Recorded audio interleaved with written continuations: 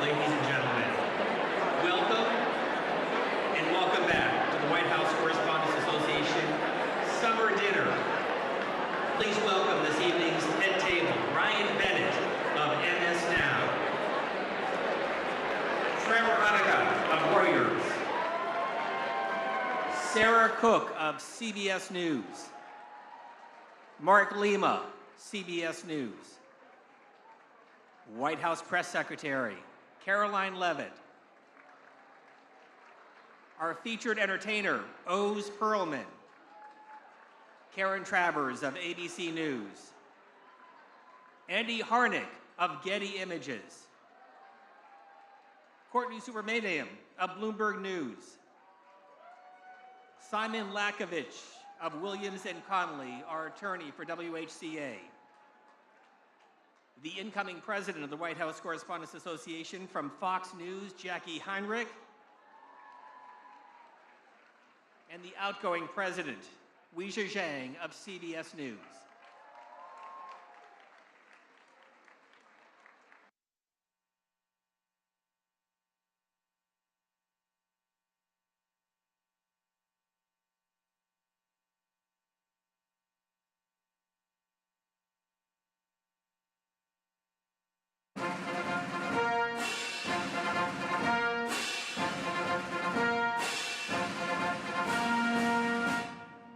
Ladies and gentlemen, the 45th and 47th President of the United States, Donald J. Trump.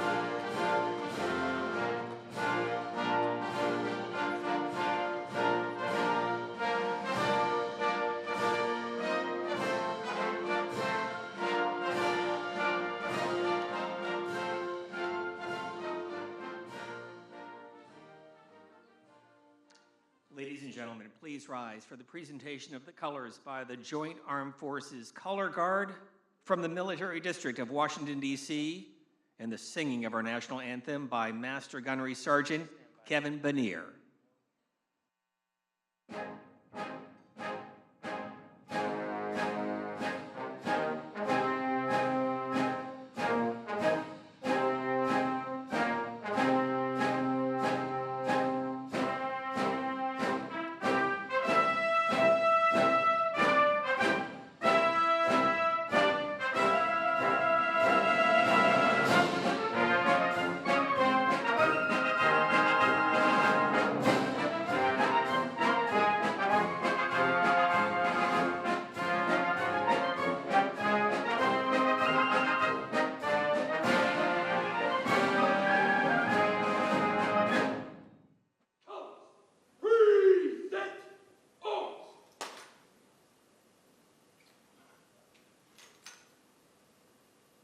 Oh, say, can you see by the dawn's early light what so proudly we hailed at the twilight's last gleaming, whose broad stripes and bright stars through the perilous fight o'er the ramparts we watched were so gallantly streaming,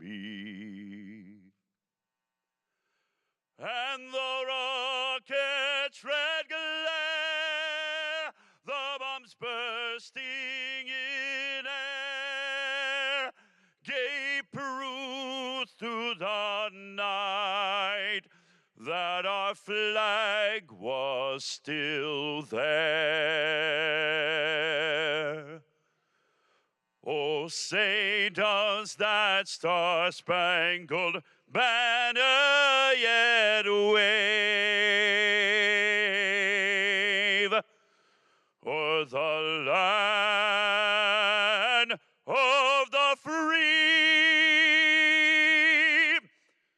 and the home of the brave.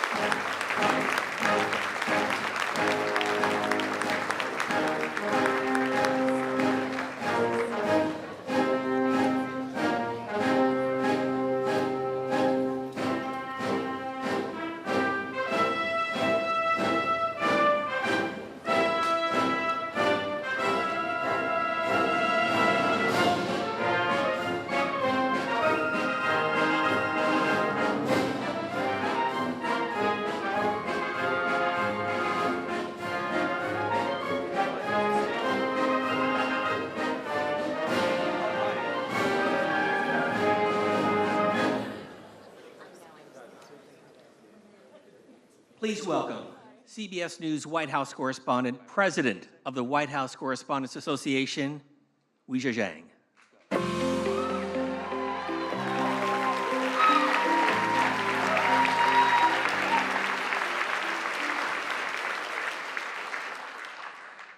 Good evening, everybody. Let's try this again. Because one thing about this press corps is we always have a follow-up.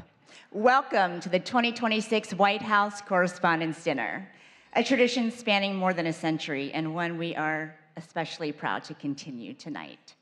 President Trump, thank you.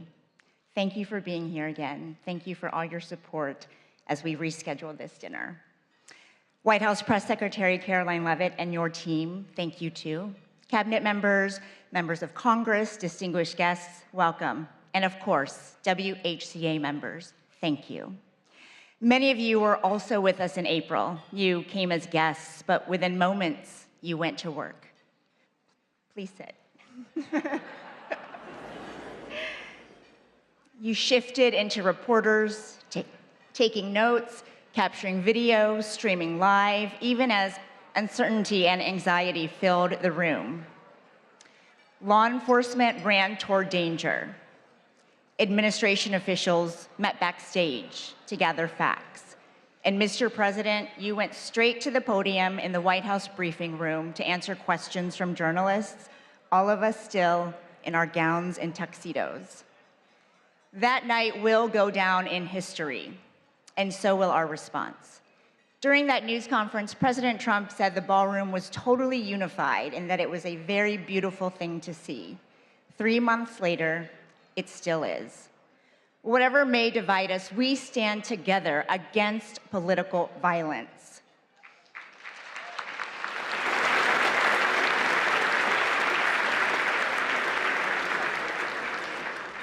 An assassination attempt on our president is an attack on democracy itself. Tonight,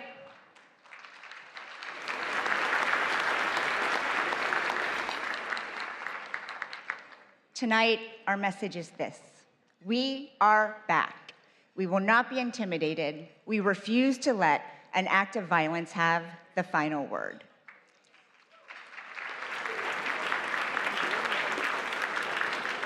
Later, we will honor people whose courage and grace in April prevented the evening from becoming much worse. We'll also celebrate the exceptional work of our colleagues, the students who want to join our ranks, and the First Amendment that protects it all.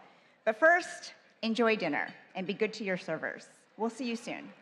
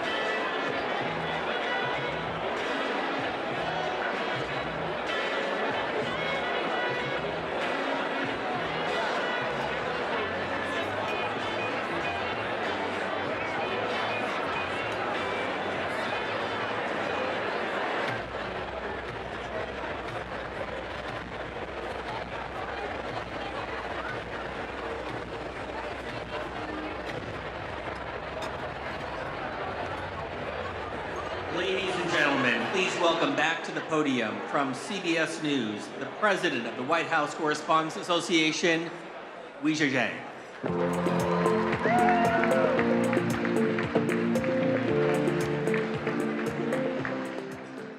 Welcome back to the 2026 White House Correspondents' Dinner. I hope everyone enjoyed their meal. Since Calvin Coolidge became the first president to attend this event in 1924, nearly every sitting president has joined us at some point in their term. The tradition is rooted in a simple principle, that a president and the press corps that covers him can share a meal and even a joke. This dinner has never lacked for opinions. I know everyone has a lot of feelings about it, even under normal circumstances, and people ask, should it still exist? But every year, we pack the room. In fact, we just did it twice.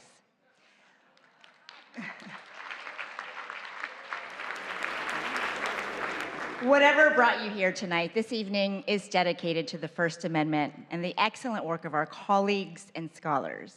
President Trump, you are joining us tonight for the second time in 3 months, and we don't take that lightly. Thank you.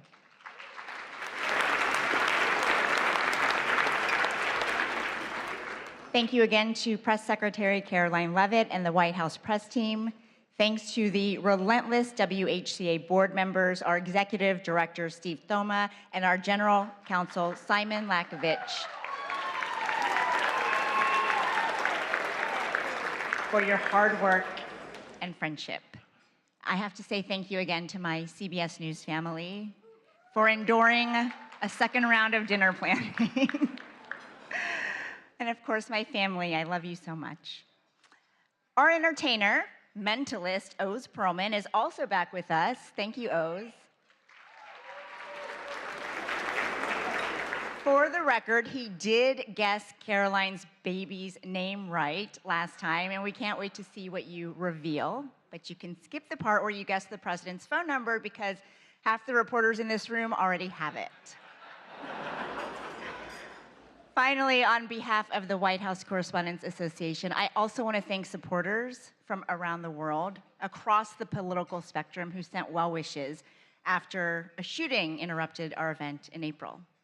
Many of you are joining us on live stream, and C-SPAN is the crew as it was that night. Photographers and technicians were under the stairs where the shooter was, but they never stopped rolling their cameras and transmitting live footage despite the circumstances. Thank you.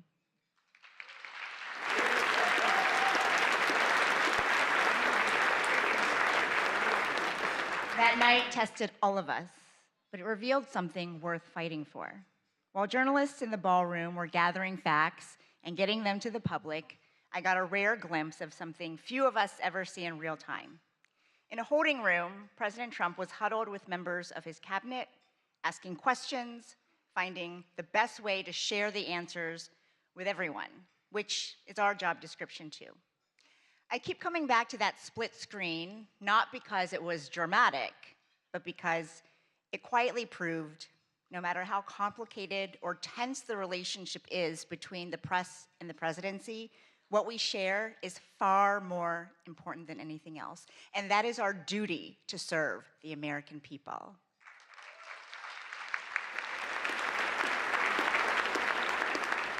As our country continues to celebrate 250 years of its extraordinary story, this gathering is further proof that the American press endures with it. Whose cross stripes and bright stars through the perilous fight. The White House Correspondents' Dinner was to be a night celebrating the First Amendment and 250 years of surviving, thriving, and overcoming our nation's many unthinkable challenges. Welcome to the 2026 White House Correspondents' Dinner.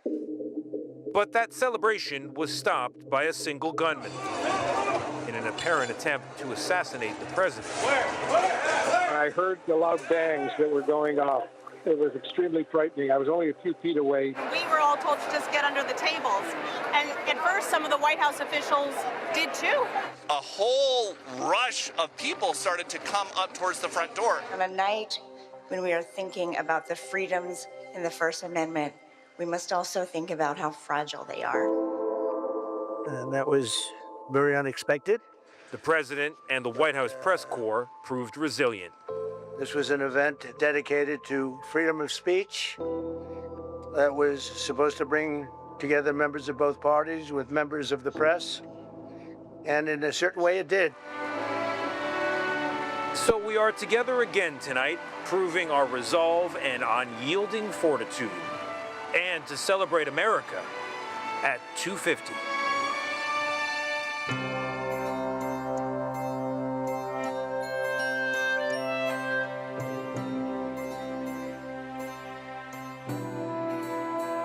Hello from 1789. I'm James Madison. Yes, that James Madison. I wrote the First Amendment. At the time, we worried a king might control the press. Turns out you're now worried about tweets, algorithms, and people yelling on television. Let me clarify the rule. The government doesn't get to shut the press up, not when it's wrong, not when it's annoying, and not when it's asking uncomfortable questions. The First Amendment and the freedom of the press, it is the foundation of our democracy. The freedom that we have to speak our mind, to share our views, share what we know. It's just so remarkable that we're able to question our world leaders, question the most powerful man in the world because of the First Amendment. As we mark the 250th anniversary of our birth, I'm hopeful that people throughout the country will come together to discuss the importance of this history and to appreciate even more what our ancestors did to secure our liberty and freedoms, including freedom of the press. Good afternoon, everybody. Well, I see we're trying a new experiment this morning. I hope it doesn't prove to be a disturbing influence. Our goal is to try to rock the boat, and we're supported by the First Amendment. I hope Ike would be proud of us. Are you thinking of taking control of Iran's oil? We have a very vigorous group of people representing all different points of view, including a lot of the foreign press. Daqui a pouco, o presidente Donald Trump. I just told him I've got to come over and see the fake news. Let's go. The presidents throughout history have complained about how they're treated in the press. We don't stop the publication of any papers. We don't fine anyone for something they say. And that's okay. That's part of the process. Why are you so confident he'll change his behavior, Mr. President? Yeah, I'm not confident in changing behavior. What do you do over there? So when did I say I was confident? Well, I don't want to be back at the White House today. It's a young person's game. And I have great admiration for the reporters who are there because they have a tougher job than I ever had. That's enough. Put down the mic. I must say, today, folks, the reporters at the White House, my hat's off to you. Go ahead, Peter, go ahead. In Jim's defense, I've traveled. Whenever we face pushback from a politician or even from a president, it's not about us as a journalist, it's about the person we're covering. Well, I'm not a big fan of yours either, so I understand. To be honest. So let me ask you a question if I can. Our job is to just keep asking tough questions. Our founders were often distraught about the press, the highly partisan media of their time.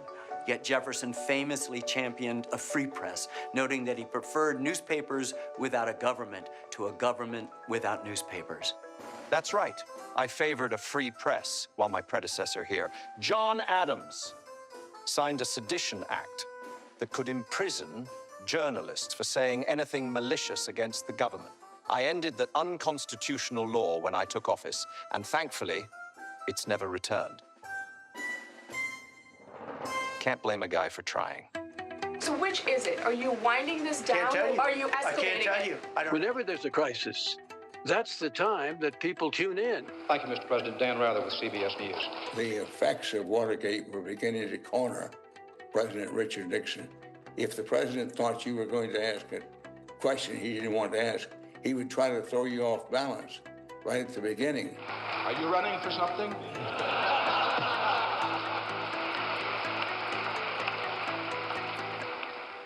No, sir, Mr. President, are you? President, in talking about the continuing recession tonight, you have blamed mistakes of the past, and you have blamed the Congress. Does any of the blame belong to you? Yes, because for many years I was a Democrat.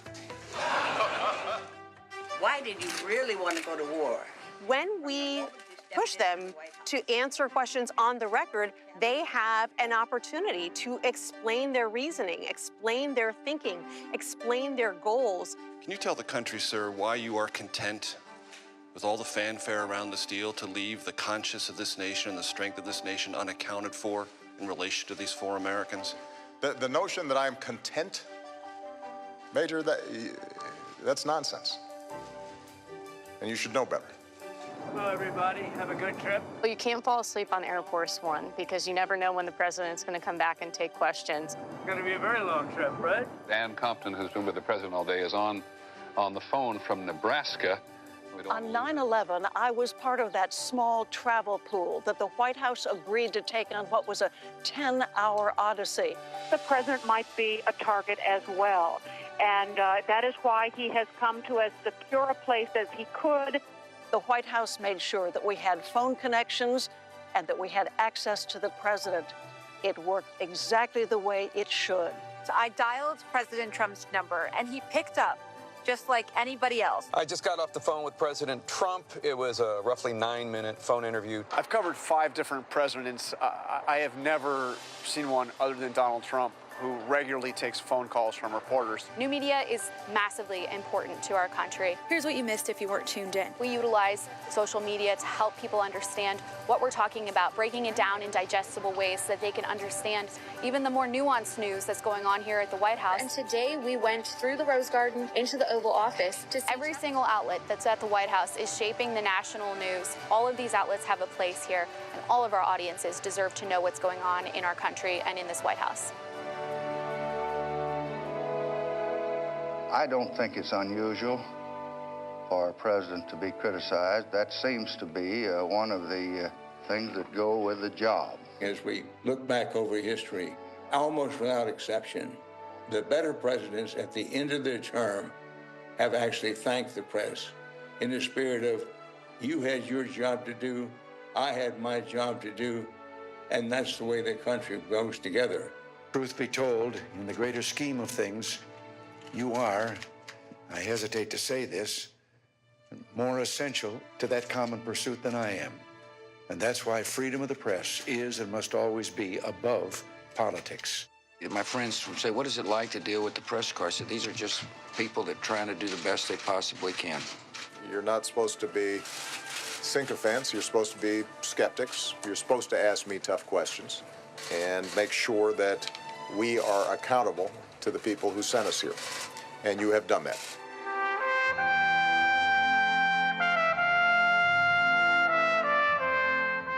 I wonder whether the founding fathers might look with delight at the kind of vibrant conversations that Americans today are having in the national media, in social media.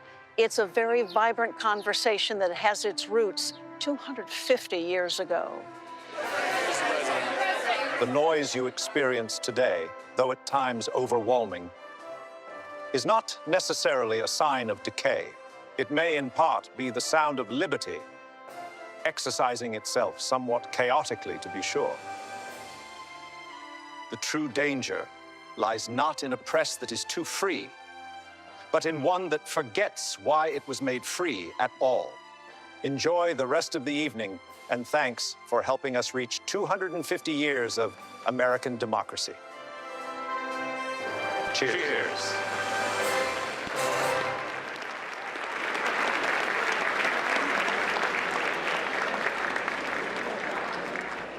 Thank you, founders.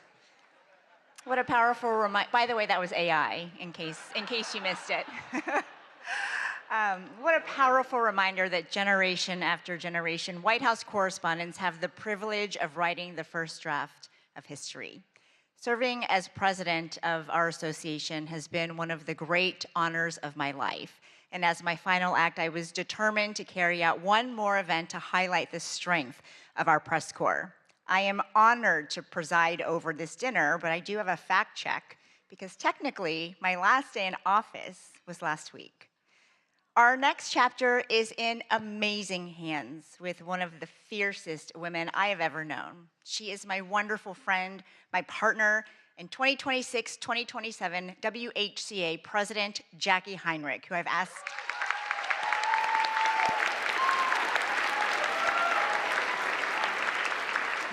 asked to help present two very special awards. Jackie.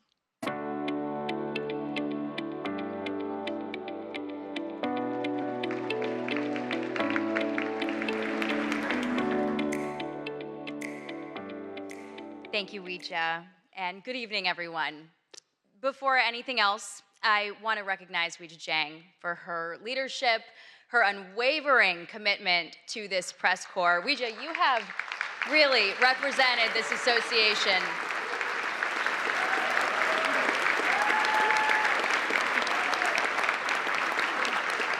with such professionalism. There we go. There we go. Just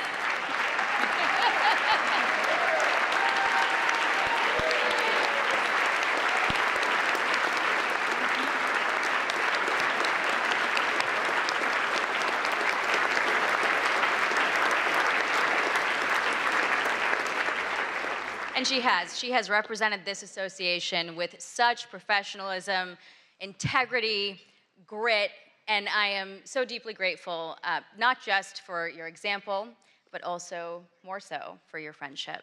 And to our members, I am humbled that you've put your trust in me to lead the White House Correspondents Association for the next year. And I look forward to working alongside all of you as we continue our shared mission, pursuing the facts without fear or favor, and exercising the freedoms protected by the First Amendment in service of the American people. The attempt on President Trump's life last April was a sobering reminder that democracy is not immune to violence, and the freedoms that we cherish can never be taken for granted. Political violence must have no home in America.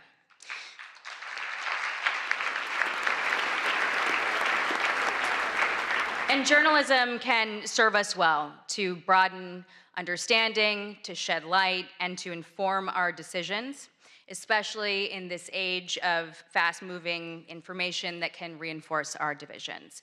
And we are grateful to have President Trump here tonight, taking part in this tradition that recognizes the essential role of a free press in our democracy. Thank you, President Trump.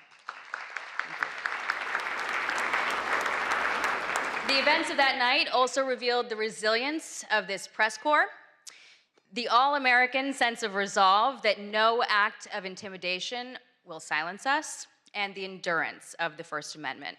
And we're gathered here tonight because we believe that a free press always finds a way forward. And it is in that spirit that the WHCA Service Award was established to recognize exceptional service to this association, and it is fitting that one of the two awards that we are giving tonight goes to the staff of the Washington Hilton. They are hospitality professionals who always put service first.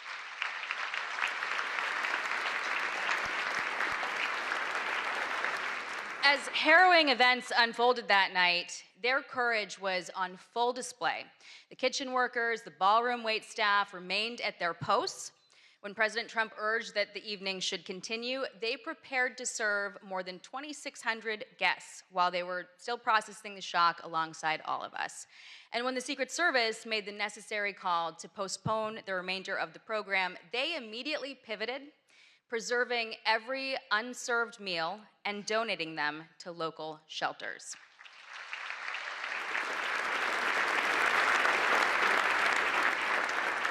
And many of these dedicated professionals have worked dozens of White House Correspondents' dinners since this event first moved to the Washington Hilton in 1968. And 58 years later, we are deeply grateful for their partnership. We are proud of the history that we've built together, and we are excited to return to the Washington Hilton next year, stronger than ever.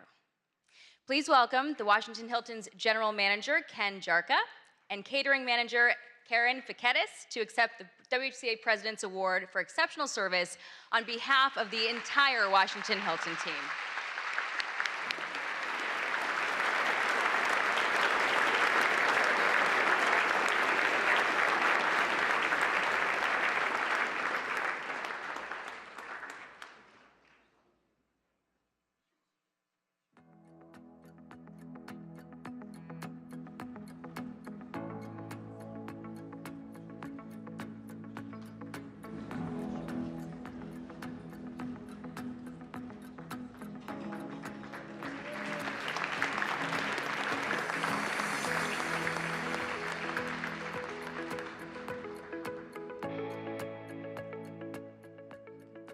Congratulations, and thank you, Jackie. I also want to thank the staff and security team right here at the Waldorf Astoria for putting so much time and care into helping us plan this event in a very short notice. That evening in April did not unfold as planned, but it ended exactly like it was supposed to. 2,600 guests, plus hundreds of others who were working that night, got to go home unharmed. And that was made possible by the brave men and women of law enforcement and the United States Secret Service.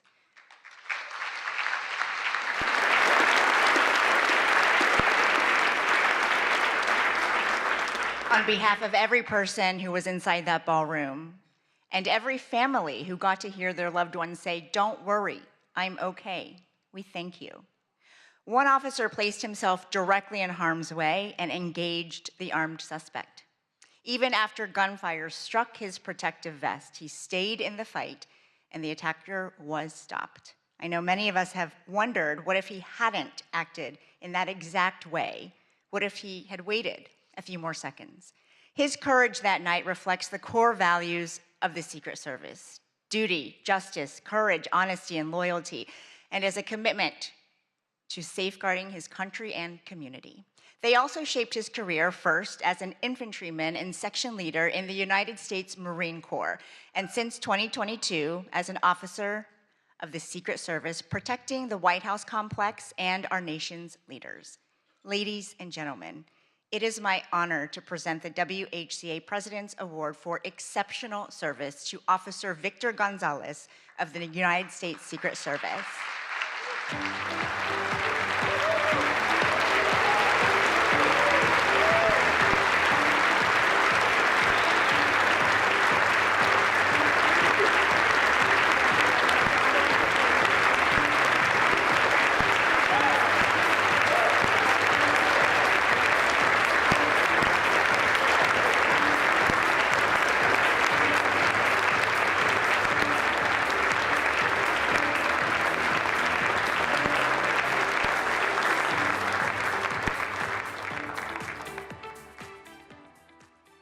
Thank you again, Officer Gonzalez, and to all the law enforcement officials who work around the clock to keep us safe.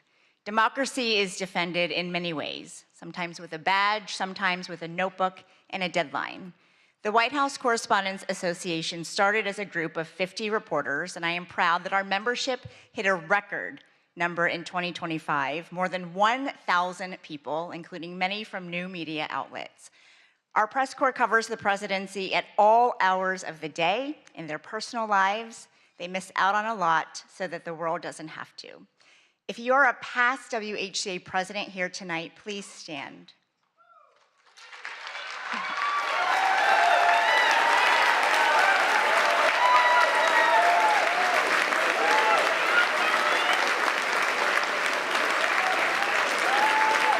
Former board members, please stand. Our chief White House correspondents, please stand.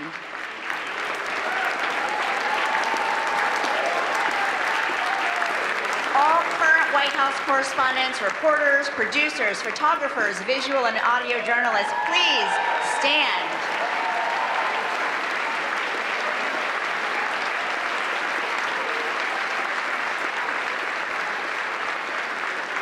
And tonight, I also want to salute our colleagues in the Pentagon Press Corps. Your work is invaluable, especially as our nation is at war. Please stand.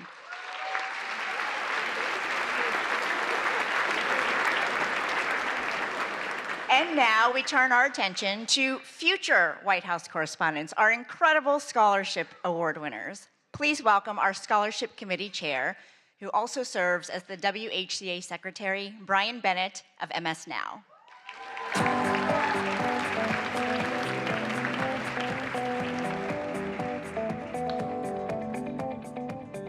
Hello, everybody. It means so much to be back together tonight. This is the part of the dinner each year that I look forward to the most. We have an incredible group of young journalists with us who are the recipients of this year's White House Correspondents Association scholarships. Since 1991, the WHCA has awarded scholarships to hundreds of journalism students. This year, we are helping fund the education of 30. Let me pull out my remarks here.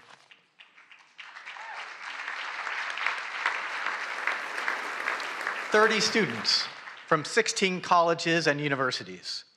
They are from schools all over the country: Arizona, California, Illinois, Iowa, Maryland, Missouri, New Jersey, New York, Ohio, Puerto Rico, Tennessee, Virginia, Washington, D.C.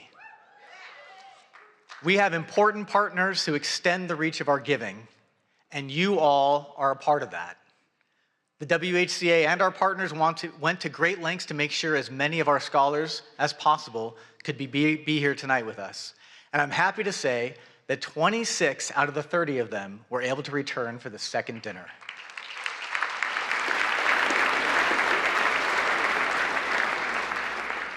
Some came back to DC from far away. Many were already here in Washington for the summer for journalism internships. When the April dinner was interrupted by the shooting, a lot of the scholars did what journalists do in dangerous situations. They started reporting, and they reported for their college newspapers. They are already showing their commitment to the work that we are all here to celebrate. Our dinner is the primary fundraiser for our association and our scholarships, and because of that generosity, we were able to increase the amount of several scholarships this year. Thank you for being a part of this and supporting this work. And we also want to say thanks to the America 250 Commission for your generous donation to our scholarship fund. The scholars not only receive financial help to pay for school. Earlier this year, they had a tour of the White House, and they met with White House officials. They spent an afternoon with dozens of senior journalists who cover the White House, and they were paired with mentors, working journalists from the White House Correspondents Association, who make a year-long commitment to offer advice and encouragement. We all had people along the way who helped make us better. And the WHCA Scholarship Program is a way that our association gives back and helps strengthen a new generation of journalists. Because of the commitment and your support, past WHCA scholarship recipients are now doing amazing things in journalism. We tracked some of them down to tell us about their work today.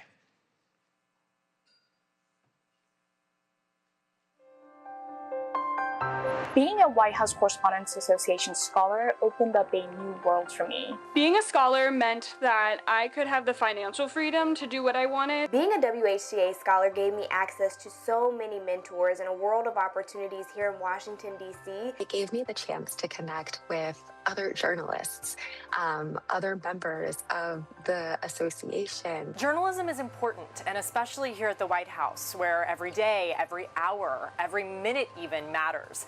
The decisions that are made here impact people across the country and around the world. The idea that you get to be a part of the first draft of history, it all is extremely inspiring and drives me as a journalist. There are so many pinch me moments covering the White House, watching world leaders arrive here, walking into the press briefing room, getting to see Marine One land on the South Lawn, and getting to ask the President of the United States a question directly. Being selected as a White House Correspondents Association scholar has played a huge role in my career. I was there as President Biden gave a toast to the freedom of the press, and also as Kim Kardashian strutted across the runway and posed for pictures among a room full of talented journalists. The stars, the outfits, the photographs. And I remember too, that was the year that Brittany Griner had just returned home. And so being able to see her was really emotional. I was also inspired looking around at all the different scholars and how excited they were. And I think their excitement influenced my excitement about it. And it really was an eye-opening experience about you know, just how important this role is. This White House press corps is not a mythical world. It exists, and it is something that I can aspire to be a part of. And I owe a lot of credit to the WHCA for getting me here. So many journalists involved in this organization were willing to chat with me, to invest in me. And it's a cycle because of what they were able to pass on. I hope that I can play a role in doing that for the next generation as well.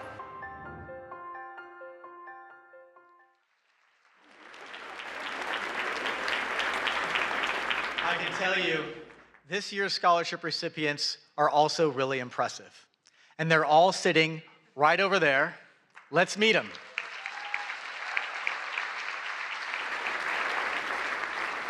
Please stand as I read your name. From American University, Louisa Clausen. From Arizona State University, George Headley, Elisa Horton, and Kyle Sakinski. From Hampton University, Kristen Fluellen and Jade Abubakar. From Howard University, Tatiana Allen and Madison Maynard and Sanyu Lakoma. From Iowa State University, Eric Anderson. From Northwestern University, Jacques Aburizik, Caitlin Bender-Thomas, Samantha Freeman. From Iowa University, Nyla Gilbert, Aidan Ryan, Emily Stokes. From Princeton University, Ina Marcia. From Sagrado Corazon University in Puerto Rico, Iana Sotovalle. From Syracuse University, Ben Bassick. From the University of California, Berkeley, Hae-Yoon Cho. From the University of Kansas, Julia Hansen. From the University of Maryland, Laura Charleston, Lillian Gray, Dana Matthews, Ashley Nera. From the University of Missouri, Callie Fowler, Tyler Kirwan, Fletcher Mantooth. And from the University of Tennessee, Abigail Fanning. Congratulations, scholars. Please be seated.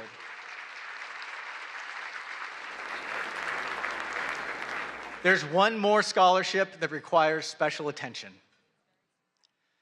This year, we've added a new scholarship at New York University that has been named in honor of the legendary CBS News White House correspondent, Mark Knoller.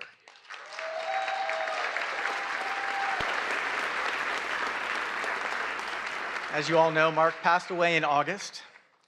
And if you needed to know how many times the president had been to Camp David, or went on vacation, or played golf, Mark Knoller always had the facts. And he was always willing to share. To remember Mark and to commemorate the new WHCA scholarship at his alma mater, NYU, here is a tribute put together by his friend and CBS News chief correspondent, Major Garrett. I'm Mark Knoller, CBS News, and you could say that I'm kind of the CBS News numbers man at the White House. You could say that, but that's less than half the story. Can you justify your role? Mark did keep a log of presidential actions, everything from speeches and press conferences to vacations and foreign trips.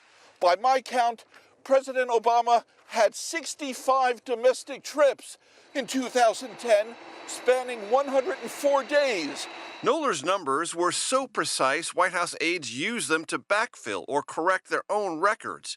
Historians and journalists came to rely on Knoller's database, which he never hoarded, always shared. Mark. Knoller. Mark Knoller. Knoller considered that database the heartbeat of the presidency. To understand and cover a president, you had to know and remember all of a president's actions. President Obama does like to play golf. Since taking office, he has played golf 57 times. I'll be glad to answer a couple of questions. Mark Knoller, are you with us? You bet. Those who watched Knoller work were left in awe. Every White House reporter logs long hours. None logged as many as Knoller. I'm one of those lucky people that gets to work at something he loves doing, And so I really don't feel as though I'm sacrificing anything, spending long days here. Prolific and accurate reporting mark Knoller's hallmarks, which serve the presidency and the nation well.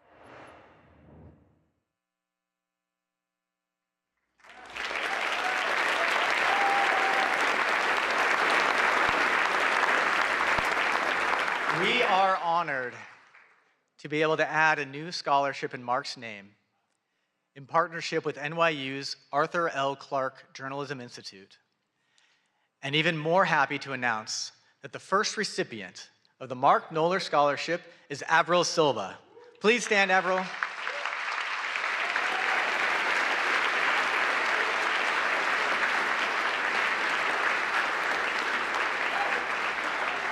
Ladies and gentlemen, this year's WHCA Scholarship students. When you see them tonight, offer them advice and offer them jobs. Many of them are already doing amazing journalism. They're all superstars. Thank you very much.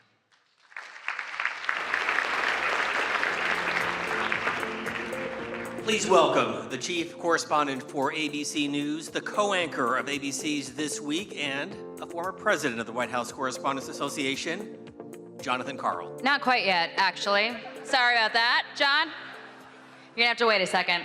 We have a lot to celebrate this evening, everyone. We want to give a special thanks to those who value the work that we do, the freedoms that we stand for, including Paramount, the Emerson Collective, and the Knight Foundation. All of them made donations to the WHCA after our April dinner was interrupted. And it is, by the way, our one fundraiser of the year. Their support will help our scholarship programs and our general operations in the next year. Thank you all very much.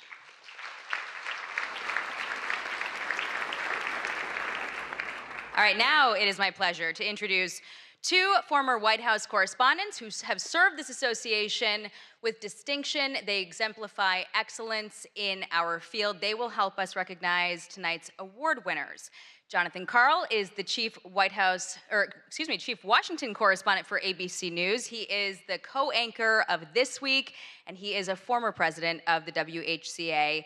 He's got over 3 decades of experience in Washington. He's covered 4 presidents, 14 press secretaries, and just about every major beat in the city.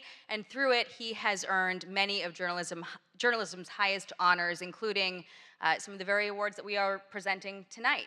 But first, to recognize our journalism awards, we have one of the country's defining voices with us tonight, Wolf Blitzer.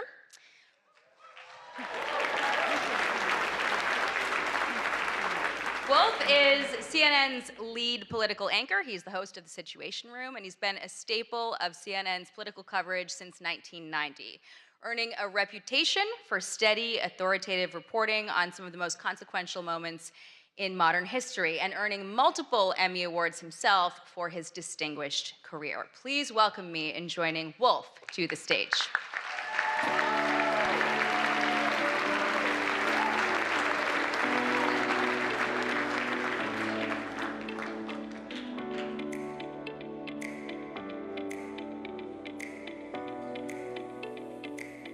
I'm standing up. Thank you very much for that really nice introduction. I'm so grateful, I'm so honored to be with all of you this evening. Each year, a panel of independent judges review dozens of entries for the 5 major WHCA Journalism Awards. And it's my honor tonight to announce this year's winners. And I'd like to point out that this is really a special night for me. I don't know if many of you were at the first White House Correspondents Association dinner in April, but it was, for me, it was very memorable indeed. And I can report this time, after the first course, I did not go to the men's room.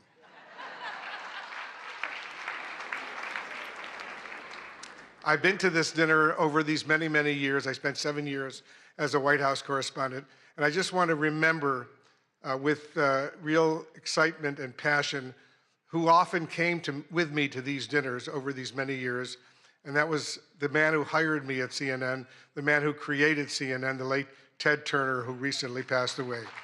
And he was not only a mentor and a good friend, but he loved journalism.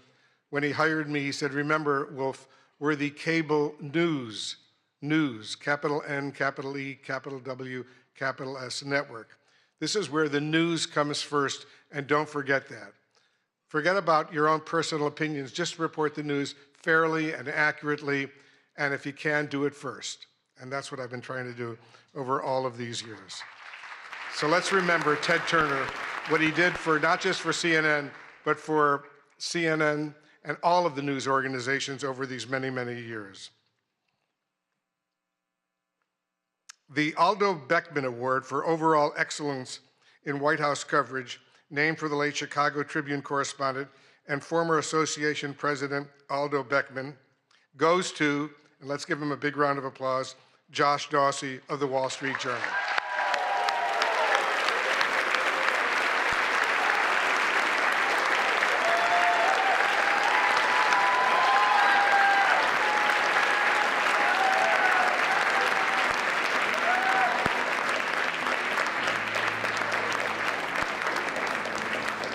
The judges said Josh Dawsey shows us how power works inside the presidency. And over the past year, his reporting has revealed how decisions are made, who influences them, and how power is exercised at the highest levels. Josh Dawsey went far beyond the deluge of breaking news to offer invaluable insights that can only result from deeply sourced enterprise reporting. In the tradition of Aldo Beckman, he exemplifies integrity, persistence, and a steadfast commitment to holding power to account. Ladies and gentlemen, the WHCA is pleased to give the Aldo Beckman Award to Josh Dawsey.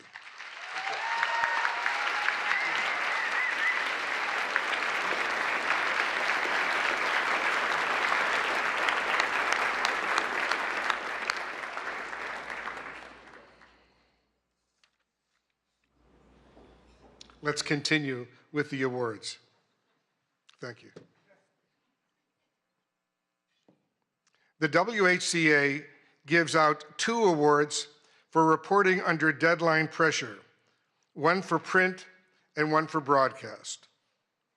This year's print winner is Amr Madhani and Zeke Miller of the Associated Press.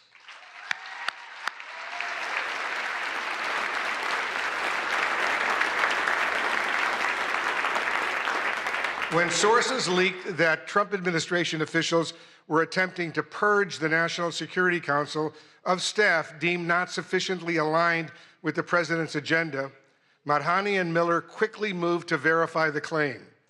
They uncovered an unprecedented vetting process.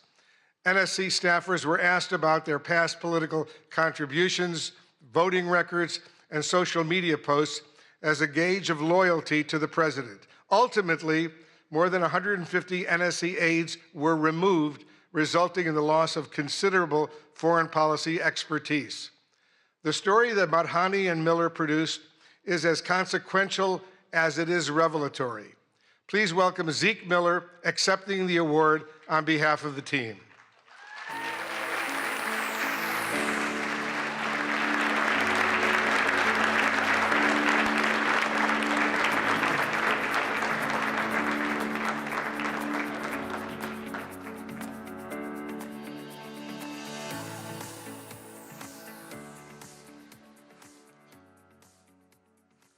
Now the Broadcast Award for Excellence Under Deadline Pressure. And this year's winner is my colleague and very good friend, Caitlin Collins of CNN.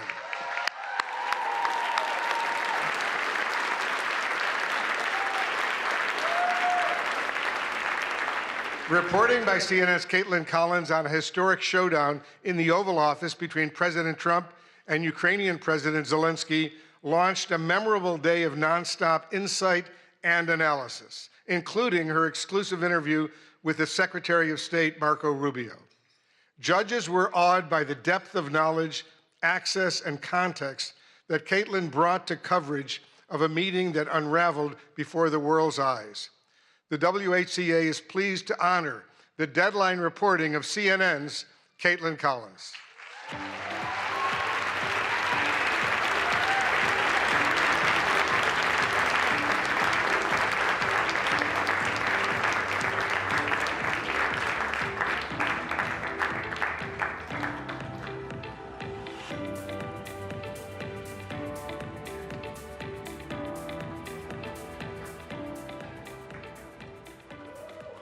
Let's give Caitlin another big round of applause.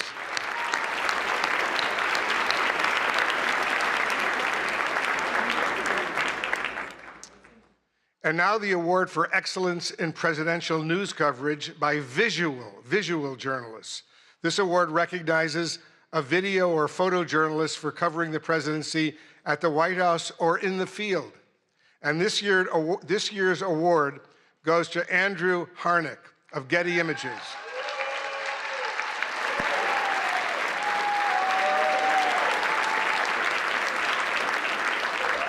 He captured the moment an Oval Office visitor collapsed during an event. And from the judges, they say this: through sharp timing, layered composition, and visual irony, this photograph expertly documents a true split-screen moment in real time. The president's orientation and posture inadvertently echo the statue to his right, while the other half of the frame is defined by movement. A truly striking image of contrast, skillfully captured in a chaotic moment. Please join me in congratulating Getty Images photographer Andrew Harnick, who also represents still photographers on the WHCA board.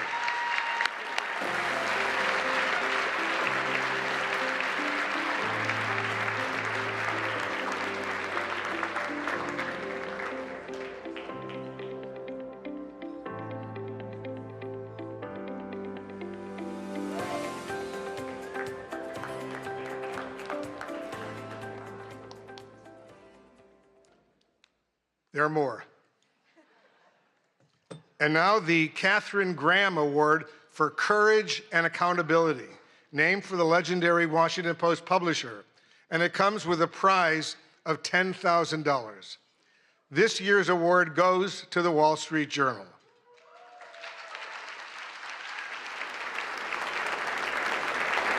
The Journal's courageous reporting on President Trump's past relationship with financier Jeffrey Epstein triggered the release of the so-called Epstein files, thousands of documents that might otherwise have remained hidden from the public. And despite the president's threat of a lawsuit, the Journal published a story about a provocative letter to Epstein bearing President Trump's signature. Trump quickly filed a $20 billion lawsuit against the Journal, revealing reporter Khadija Safdar's home address. Her family had to be relocated. The Journal was kicked off of Air Force One, but the reporters continue to file revelatory stories. Please welcome the winners of the Katharine Graham Award from the Wall Street Journal. Khadija Safdar, Sadie Gurman, Annie Linsky, Josh Dawsey again, Alex Leary, Rebecca Ballhaus, and Ryan Barber. Their colleague, Joe Palazzolo, could not attend tonight.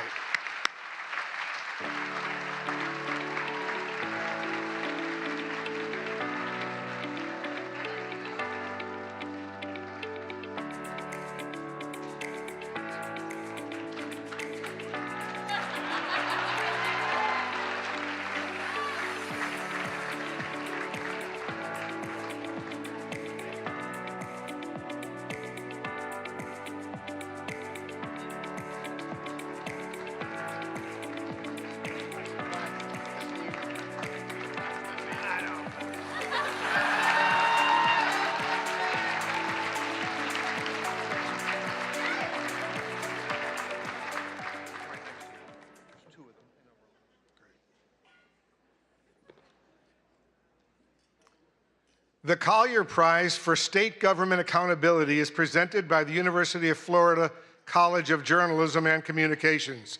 And this is the award's 7th year at dinner, and it comes with a check for $25,000. It's a lot of money. This year's award goes to Care 11 in Minneapolis for its investigation, Housing Hustle. The investigation exposed a massive organized fraud scheme within Minnesota's Housing Stabilization Services Program, a Medicaid-funded safety net meant to help people with disabilities and those facing homelessness find and keep housing. Reporter A.J. Legault uncovered ethical and oversight breaches at the highest levels. The investigation drove sweeping state reforms and waves of federal probes and charges, said one Collier juror. Carol Levin's rigorous and piercing investigation of Medicare fraud had undeniable impact, including the suspension of more than 130 companies from the ability to bill Medicaid, the state terminating the HSS program, the firing of the state official in charge, federal raids, subpoenas, indictments, and convictions, and enhanced screening, oversight, and suspension powers for regulators. Here to accept the award from KARE 11, our reporter A.J. Legault and producer Gary Knox.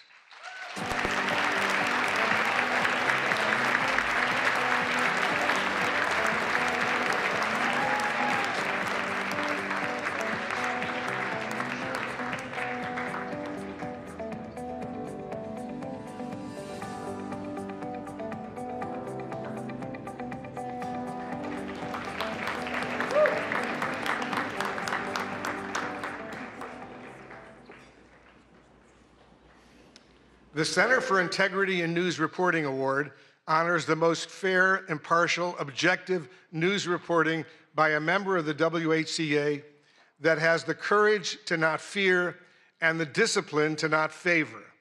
It's sponsored and administered by the Arkansas-based Center for Integrity in News Reporting and comes with a prize of $25,000. The award goes to Tyler Pager of the New York Times. The judges said that in his coverage of the first year of President Trump's second term, Pager demonstrates a disciplined, even-handed approach across a wide range of subjects, including supporters and donors, foreign policy, the Justice Department, and energy. The stories take readers inside consequential presidential decisions while presenting the facts. The work is deeply sourced and carefully verified, reflecting a clear dedication to getting it right without bias. Taken together, this body of work stands as a strong example of fair, impartial, and objective journalism, precisely the standard this award is intended to honor. Let's hear it one more time for this year's winners. Ladies and gentlemen, thank you so much.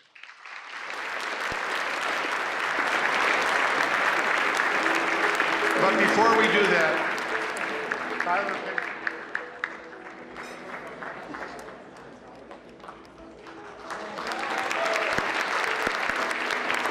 let's give him another huge round of applause.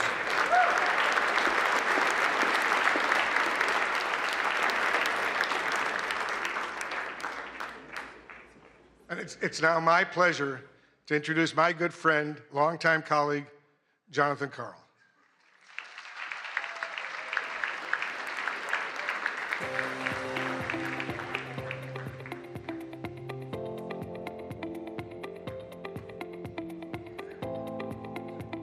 All right, the final award of the evening. It is a high honor to present the award created to recognize the fierce and fair women who cover the White House every day.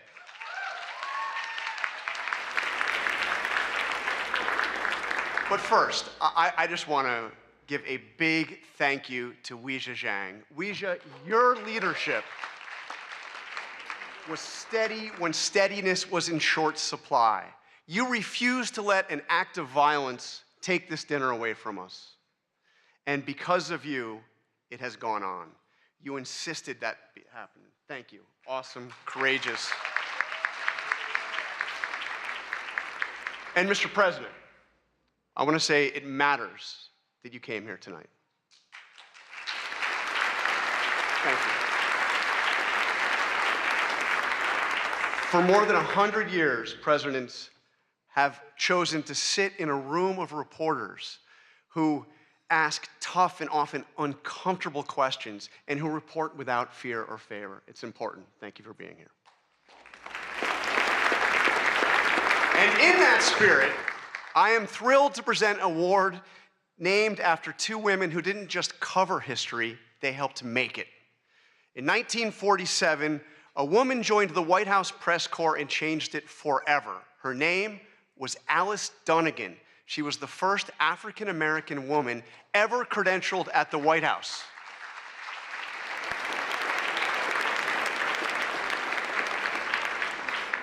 And just a few years later, she was joined by Ethel Payne, and together they looked the most powerful man in the world in the eye and demanded answers about civil rights for Black Americans. President Eisenhower didn't always welcome those questions, but Alice and Ethel kept going and kept showing up, and they kept asking. The WHCA Dunnigan Payne Award for Lifetime Achievement exists to honor their legacy and to recognize journalists who followed in their footsteps by breaking barriers for future generations.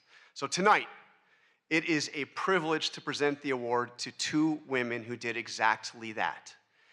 In a field long dominated by men, Melissa Young and Susan Walsh each built extraordinary careers as photojournalists, not by waiting for doors to be open, but by bursting through them again and again for decades. Melissa Young, this one I knew very well, she worked at ABC News for 44 years.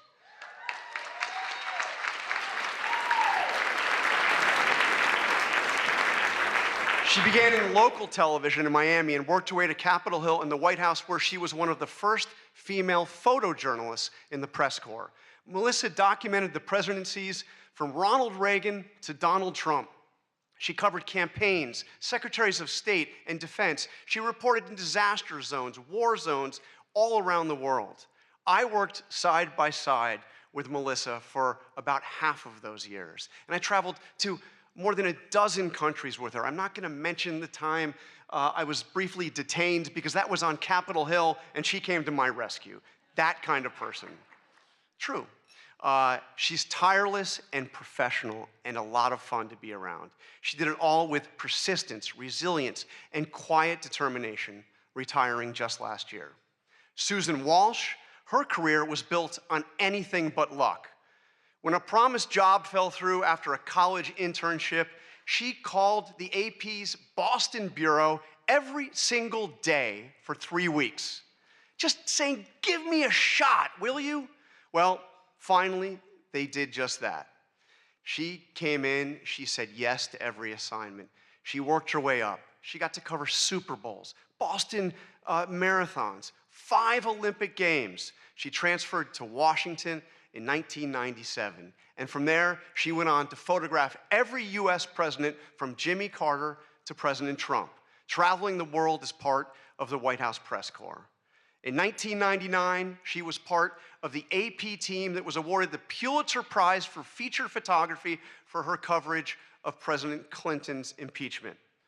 She also served as the White House News Photographers Association, fighting for press access at every turn. Susan also retired just last year and traded the briefing room in for the ice rink, where she now plays hockey with her son. She's pretty good. Alice Dunnigan and Ethel Payne showed us what it looks like to refuse to be pushed aside so that they could keep bearing witness to what matters most. Melissa Young and Susan Walsh spent their careers doing exactly that. Two women, 80 years of combined service, and a legacy that honors everything this award stands for.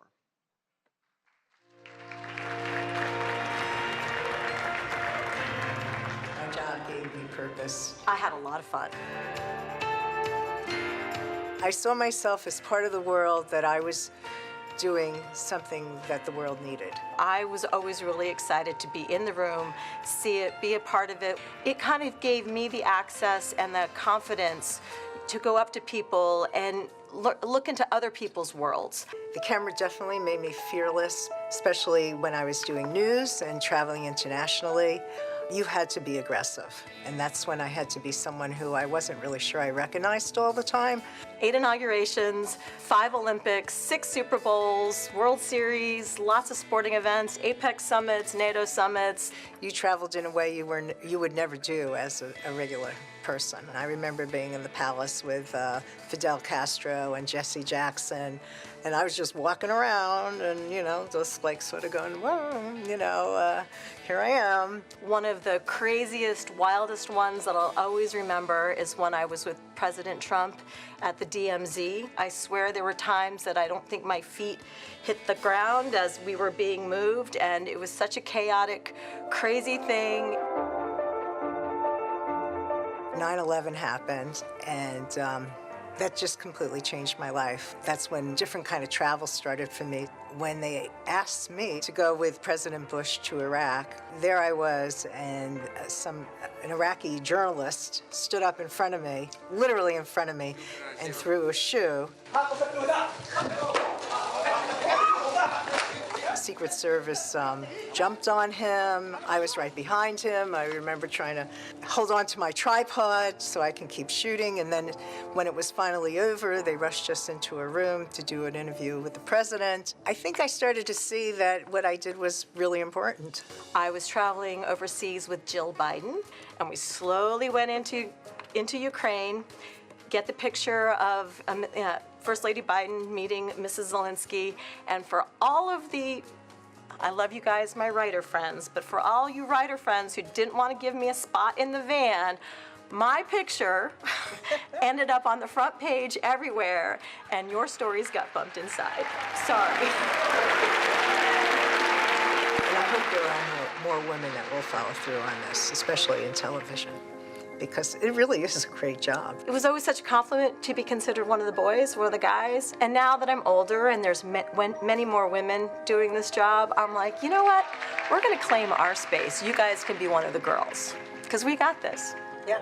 We got this.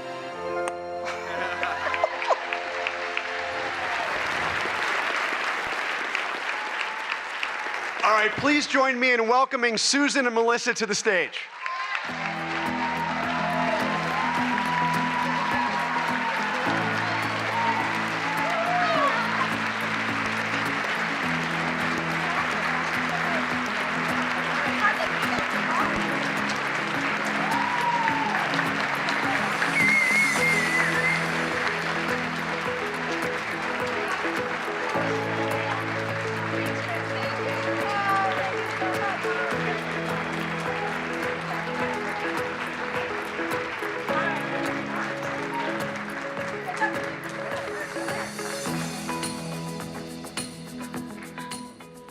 Can I say this is pretty awesome? I spent most of my career down in there, so I thank all the photographers and the photojournalists who had to cover this event. So it's really pretty cool to be up here and just kind of be a guest tonight. But they were gracious enough to give me an opportunity to say some things, so I'd like to say some things. First, Ouija, Jackie, and the entire Correspondents board, I just want to thank you guys so much for selecting me this year, me and Melissa. I hope not to get emotional here. This award means like the world to me. I'm such a sucker. Sorry. I got this. This award means so much, not because it's named for 2 incredible trailblazing women, but because honestly, I felt that this association didn't always value what we did as photographers. And, there were many times that Melissa and I were the only 2 women in the White House travel pool, and I just have to say, things have changed, and I love it. So there's a whole lot more women out there, so yeah.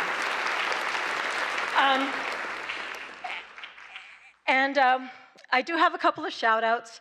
I have to thank the Associated Press for giving a chance to a young photographer oh so many years ago. I truly hope I made you proud. To my son, Johnny, oh gosh. I practiced this and I was okay. To my son, Johnny, who's here tonight, thank you for putting up with your mom's crazy work schedule. I love you. And yes.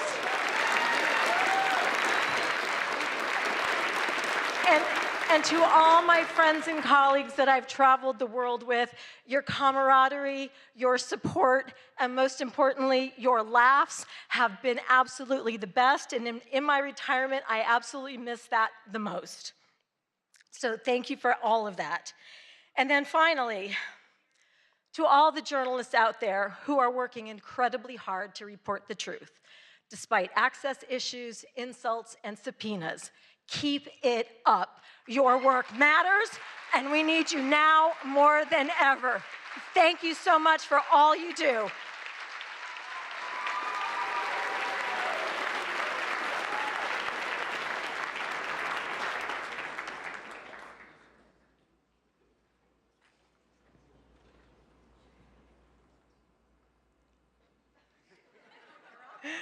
ABC has been breaking barriers since its start. Innovation is in our DNA, and being part of this work has always been my goal. Although this sounds simple, to achieve this, I've always had to fight. I'd fight to go places where they didn't send women. I'd fight to disasters in war zones. I'd fight to be part of the White House travel pool, covering 7 presidents. I'd fight to do an Oval Office address. And on a personal level, I'd fight to have a family while keeping my 24/7 job. Thank you to the White House Correspondents Association for recognizing me, the first female broadcast camera person for this honor. I am so proud to receive this award for a lifetime of breaking barriers. I've been fighting for 44 years to be the best at capturing all the action at the White House since Ronald Reagan. My advice, keep up the good fight and tear down those walls. Thank you.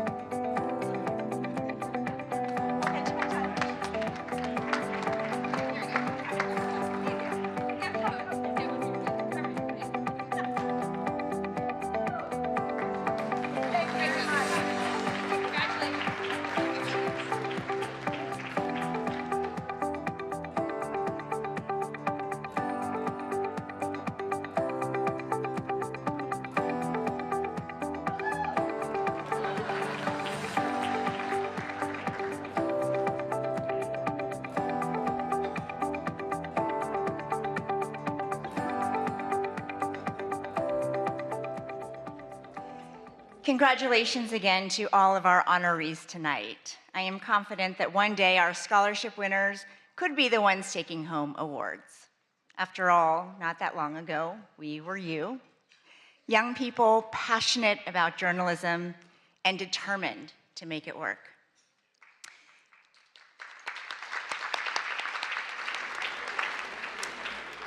I've been thinking a lot about my own journey to this podium tonight. I grew up in rural West Virginia, in a town at the foothills of the Allegheny Mountains, a town called Buchanan, population 5,500.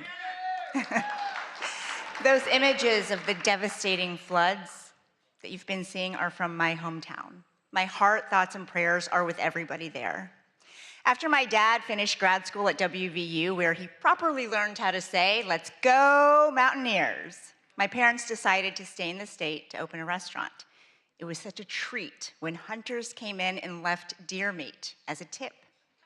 On Sundays after church, families packed into the dining room, all dressed up. My mom learned every customer's name, their favorite dishes. I worked the cash register, topped off glasses of sweet tea, and did my homework in the corner booth. A day like that seemed ordinary at the time. Looking back, to think that days like that could be considered ordinary is the most powerful reminder of how extraordinary America is. My dad came to the US as a student with just $67, or as Frankie might say, 6-7. My mom holding a small suitcase in one hand and a toddler, me, with the other. Yet they built a new life, a successful business, and a real future. Our Chinese restaurant was the first in my town. Of those 5,500 residents, the Chinese American population of Buchanan was 3: my mom, my dad, and me. Growing up there was not always easy. Most folks had never laid eyes on people who looked like my family. But far more often than not, the community was welcoming and generous. Turns out deer meat is great in a stir fry. In Mandarin, the word for America is 美国. It literally means beautiful country, and I love that.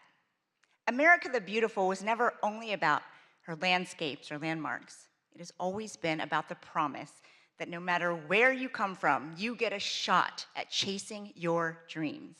My dreams began right there in that family restaurant. A small TV in the back was often turned to the news, my dad's go-to for learning more English. In the middle of dinner service, it was the CBS Evening News, anchored by Dan Rather and Connie Chung. I was hooked. In middle school, I won a contest to be a student reporter for a national news show called Channel 1. And when a local news crew came to cover it, they learned just how big my dreams really were. I hope to be the next Connie Chung and better. That's kind of hard, but that's my goal. And so I'm going to work very hard at trying to be a broadcast journalist.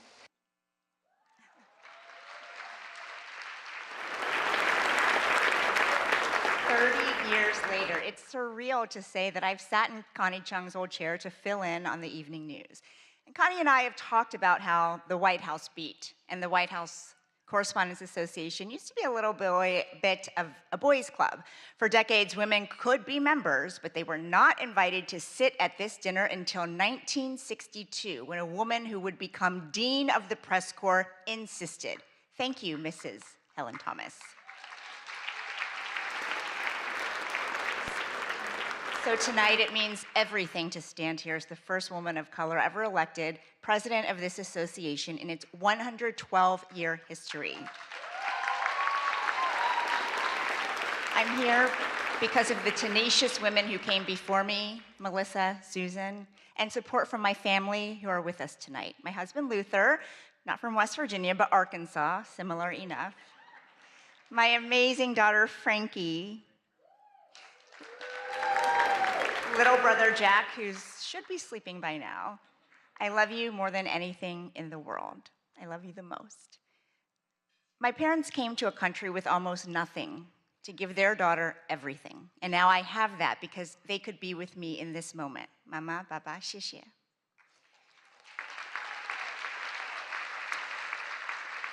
And sitting with them, my middle school video production teacher, Mrs. Diane Williams, who spent countless hours on my submission for that contest that changed my life.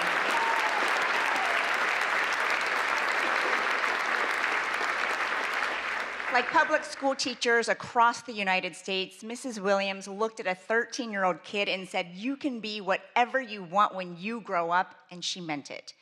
My story is like that of so many in this room and in this country, only in America.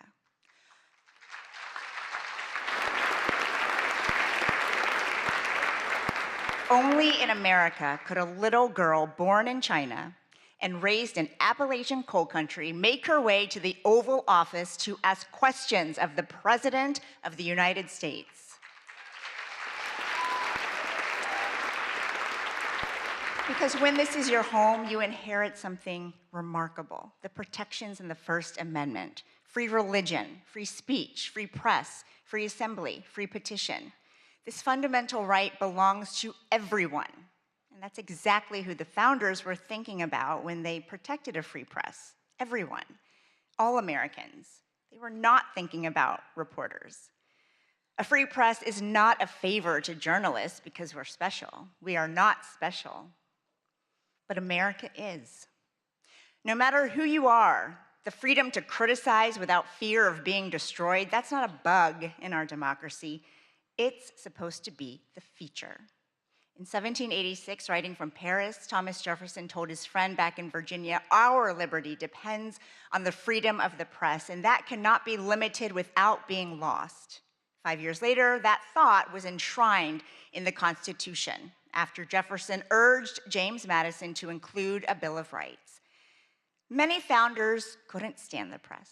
Some things never change. But they understood if our access is restricted, it's really the people's access to information that is limited. If the media faces government pressure or censorship, it's the people who end up knowing less. That was true then, and it's true now. But having press freedom comes with a tremendous responsibility. We can't demand accountability without practicing it. Criticism of the media can be unfair. It can also be legitimate. We get a lot right, but sometimes we get things wrong. We mistake proximity to power for understanding it. And at times we get trapped in our own bubbles. There is a difference though, an existential difference between criticizing the press and trying to undermine it. One is healthy and it makes all of us better. The other is exactly what the founders hoped to prevent.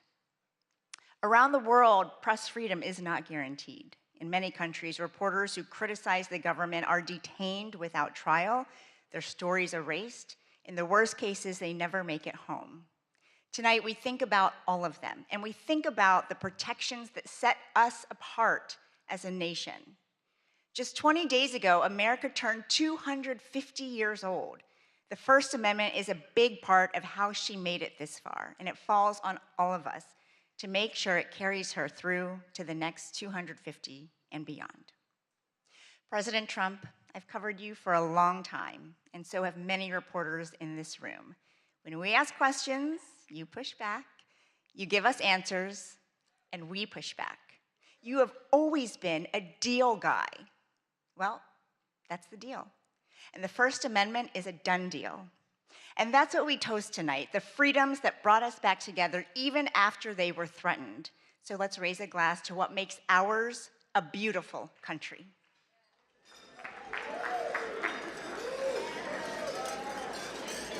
And now, ladies and gentlemen, please join me in welcoming the 45th and 47th President of the United States, President Donald J. Trump. And I'm proud to be an American, where at least I know I'm free. And I won't forget the men who died, who gave that right to me. And I gladly stand up next to you and defend her still today. 'Cause there ain't no doubt I love this land. God bless the USA. Wow, that was very beautiful, but this has not been an easy evening, all these awards. Do I have a say in those awards, all those awards? But it's great to be back at a place that I know very well because I built it. And I'm very proud of it because I built it for $2.9 billion less than the Federal Reserve building, which is a lot smaller, by the way. Figure that one out. But I am delighted to be here at the White House Correspondents' Dinner. Amazing people, a lot of people that I like. Some I don't like it all. But I respect most of them. I must say that you do a great job, amazing job, and it's an honor. As I said 3 months ago, the show must go on. We were backstage, and we both wanted to just have it go on, whether it was 2 o'clock, 3 o'clock in the morning, it didn't matter. But in the end, it made more sense to do it the way we're doing it. And we had a great news conference at the White House, in a very important room. And you did very well. I think we all did very well. It was a hell of an evening, I can tell you that. Won't soon be forgotten. And I think a lot was learned from that evening. A tremendous amount was learned about security and about other things, the dangers of what we all do. But just like my presidency, the second time is always better. It's always better. And the third time will be better yet. I'm only kidding. From the earliest moments after the attack on our dinner last April, I knew we had to reschedule this event as soon as possible. We had to do it very quickly, and we met very quickly. and we figured something out. But the attempted mass murder at the Washington Hilton, that's what it could have been, was an assault on our democracy itself. Very serious situation. Many of you were there with me, and some showed extreme bravery, like Pete Hegseth, Steve Miller, Tom Holman. Really? They were standing on tables, and most of you were under the tables, okay? But they did. They showed. I saw every one of them that was standing up in those tables. I didn't know if they were brave, if they were smart, if they were stupid as hell. But they were on those tables in some cases, and there were a lot of different feelings going on in the room at that moment. But after hearing the gunshots, many people yelled, "Get down, get down," which caused Nicki Minaj to start twerking. Do you believe it? Get down. She's the only one that really understood what that meant. It's quite an evening. But tonight we come back together to answer that heinous attack with unwavering resolve. And every one of us here this evening to show that in America, we do not yield to political violence. We can't do that. Can't do it. So in this country, we believe in freedom of speech. We settle our differences not with bullets, but with open and vigorous debate. And no deranged loser with a gun will ever change that. We can't let that ever happen. There are a lot of very dangerous people out there. We can't let it happen. I want to begin by expressing our gratitude to the incredible men and women who put their lives on the line every day to protect my family and myself, all presidents, and lots of others. That's the United States Secret Service. So I appreciate it very much. And Sean and the whole group, amazing job. Amazing job. In recent months, they've repeatedly responded to threats with speed and professionalism and extraordinary courage. And there is no better example of that than Officer Victor Gonzalez, who we just met. It was amazing. What he did was amazing. When the would-be assassin charged the checkpoint at speed, he was fast. You know, when you looked at that, you had to look at it about 10 times before you really saw what was going on. He was quick. Nasty. The gun made him nasty, actually. But Officer Gonzalez engaged the attacker without hesitation and took a bullet to the chest after his ballistic vest, fortunately, was on, saved his life. And Victor did not even want to go to the hospital for a checkup. We insisted, really, we wanted him to do it. We insisted, but he didn't want to go.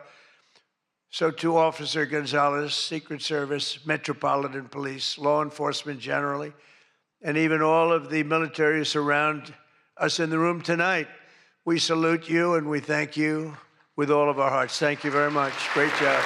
Great job. Great job.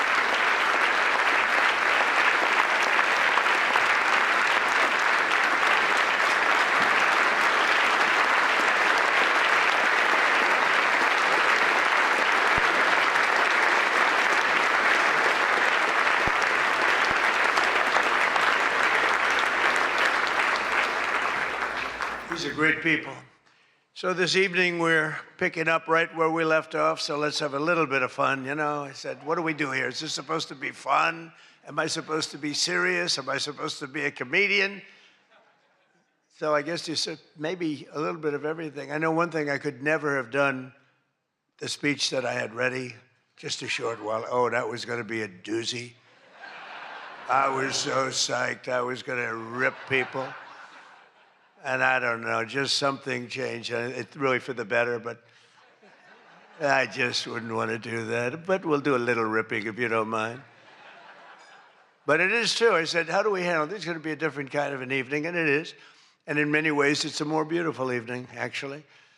Everyone's looking really good tonight, and I know it was not easy finding shoes to go along with your bulletproof vests, which many people didn't want to wear because they'd rather die than look 20 pounds heavier. You know that, right?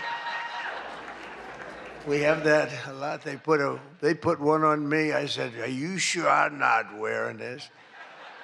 No, you look exactly 20. They say, "Sir, it's about 21 pounds." I said, "Not good."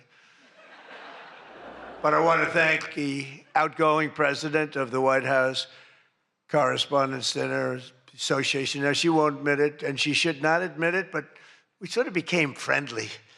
You know, in times of stress, on occasion, you become friendly. I have a lot of respect for Ouija, and I tell you, we went through a little bit of a war together. It turned out pretty good. It turned out pretty good because of a lot of good people. They stopped the tragedy, so I want to thank you very much. Fantastic job.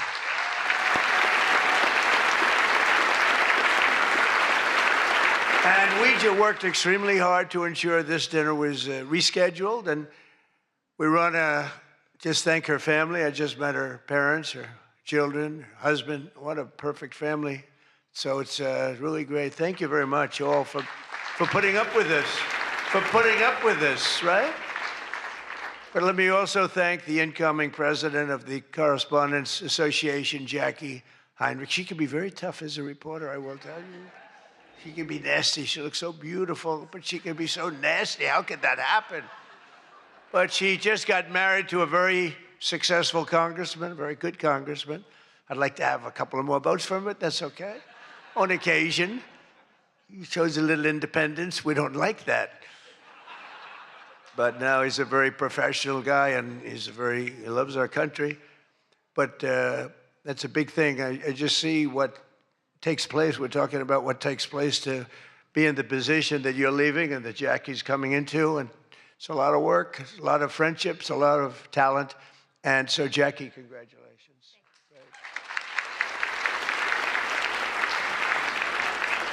And congratulations are also in order for our favorite White House press secretary, Caroline Levitt, who just had her second child. You and your husband. She's great. She's done a fantastic job. We all love her. She's done a fantastic job. She's another one. She can be nasty. But sometimes she has no choice, right?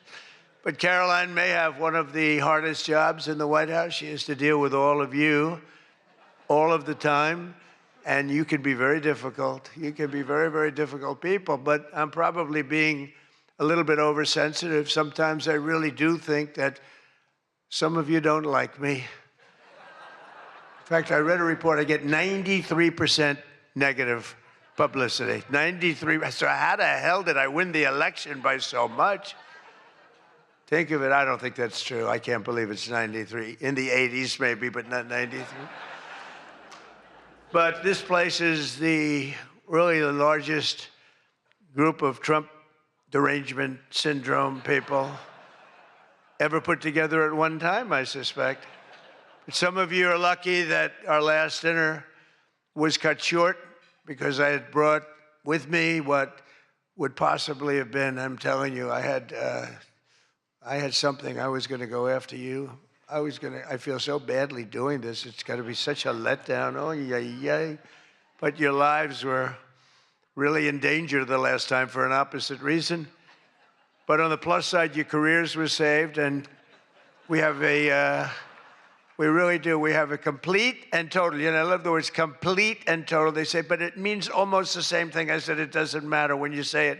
It's called emphasis. It's called emphasis. But everyone is now really warming up. The new White House Military Center, drone port, highly protected ballroom. We have our ballroom. The windows are this thick. They said to the people, well, if a bullet hits, what happens? Nothing. Nothing. It bounces right off, sir. This is the greatest bulletproof glass. I said, AK-47. That's supposed to be a big one. I don't know so much about the guns. My sons know a lot. But I said, I know it's big. What would happen? They go up, meaning it can take more. I said, so if I'm making a speech and I hear that pinging sound at a window, what would I do? Sir, leave the room right away, but you're going to be safe. We're building something that's going to be amazing. And in light of what we went through, I think people understand it. It's going to be amazing. A phenomenal, one of the biggest drone ports anywhere in the world, right on the roof, right protecting the White House, not only the ballroom. And what's underneath, you know, is supposed to be a top military secret, what's underneath, but then you get sued as usual, and you have to reveal that you're building this unbelievable situation downstairs with room after room of very complex stuff. It was the military's dream to have it built. I wanted to have a ballroom because for 150 years they wanted it. And then the generals came to see me and they said, "Sir, you're building something. This gives us an opportunity to do something that will be so unbelievable, never happen again." Because there's very little built under the White House, very hard to build under a very fragile building like that. It's very fragile, it's old, and a little different construction standards, frankly. And this is an opportunity for us to build something very powerful. I said, "Let's keep it secret." They said, "No, we're telling you, sir, let's keep it secret." And then we get sued and we revealed every room, We told the people that did the suing, they're not good people. We told them, we said, "You know, you're being very unpatriotic when you bring a suit like this, but it is what it is, but it's going to be, it's really going, it's moving fast. We're ahead of schedule. We're right on budget. And it's going to be something like, I think, no country has." I just visited China. They have this magnificent room, the Great Room. They call it the Great Room. It's a great room, but what we have is going to blow. There won't be anything like it. It's going to be fantastic. And with all of the things that are going along with it for safety and security of future presidents. You know, I'm only going to be using it for about 6 months, assuming we finish it right on time. I get to use it. Somebody said, "He's building it for himself." I'm building it for the future. I'm not building, I use it. Now, had I not gone down 6 or 7 stories, then in that case, I would have been able to get a couple of years out of it. But that was far more complex, what we did downstairs, than what we do upstairs. So we're very proud of it, though. It's going to be amazing. And I think, I was just telling the whole group sitting at the table, we were talking about it. I said, I think, you know, it's White House Correspondents, so I don't see any reason why you wouldn't be able to use that. It's going to be very large and very beautiful and very safe, and that's what you need. So I was thrilled to see that after witnessing the attack, even Democrat Senator John Fetterman told his fellow Democrats to drop the Trump derangement syndrome and build the White House ballroom. But it's much more than that. It's something that you're going to use. I predict that you're going to end up using it, and a lot of people are going to end up using it. They're going to be as safe as you can possibly be. But despite everything that happened at the previous dinner and all of the dangers involved, I'm told that this is still the hottest ticket in town. This ticket to get in tonight, because it's a smaller room, it's a beautiful room, it's a luxury room. See those beautiful chandeliers? I can tell you everything about them if you'd like to know. See that beautiful Capitol above? See the beautiful Capitol? See everything, the brass. Those chandeliers are great. I'm looking at it, I'm saying, I wonder if I could, you know, I sold this building, and they're doing a nice job, but they're nice people. But I'll tell you, I'm looking at it, I'm saying, I wonder if I could walk out with those chandeliers, because you can't buy them.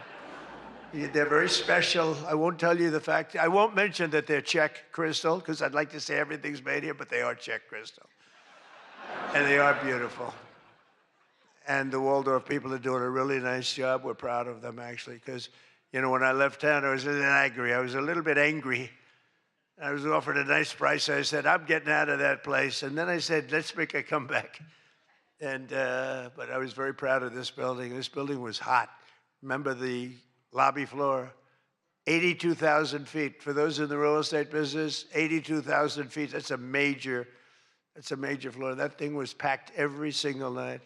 It was packed, mostly Republicans, I would say, but it was packed every single night. It almost brings back memories. But I left town, and I have just had nothing but good experience. And this might be the best experience of all, having all of these incredible people in this room. It's a great feeling, frankly. It's a great feeling.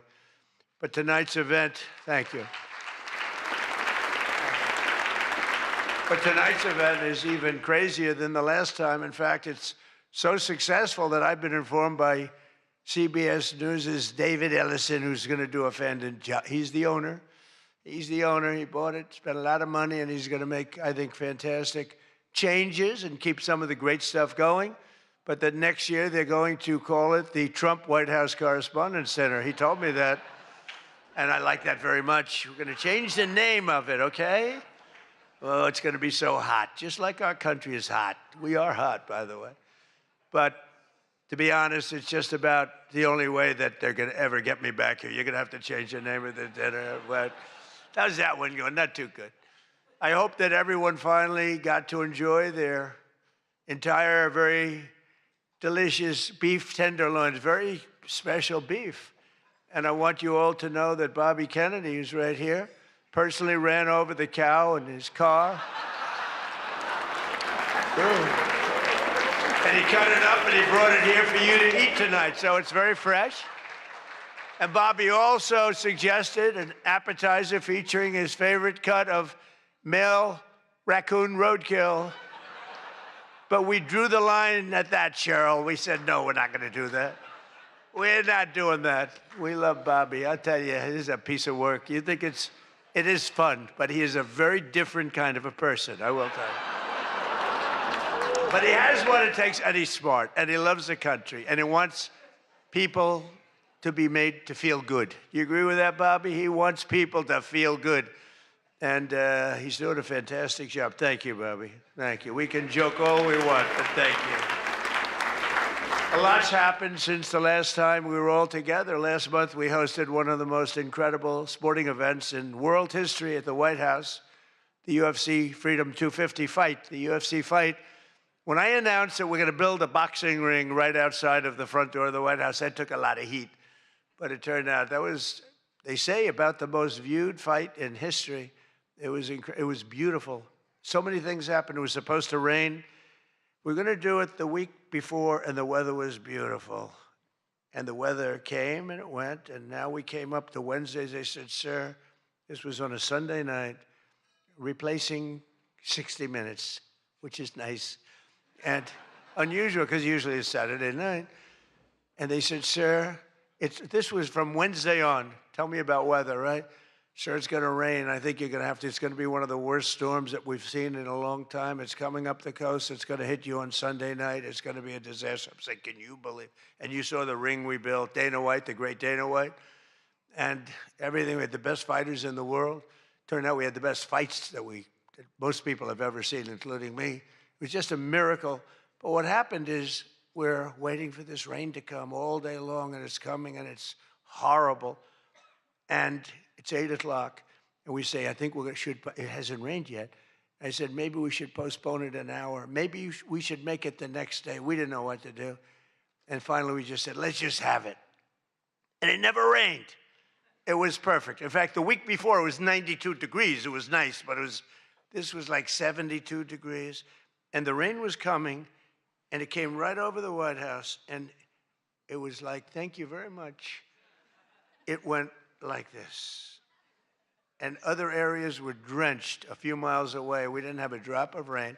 And it was absolutely one of the most incredible things anybody's ever seen. People said it's one of the most incredible nights of their lives. So just remember, before I came along, if you wanted to see someone lose consciousness on the south lawn of the White House, all you had to do is ask Joe Biden a question. Remember that.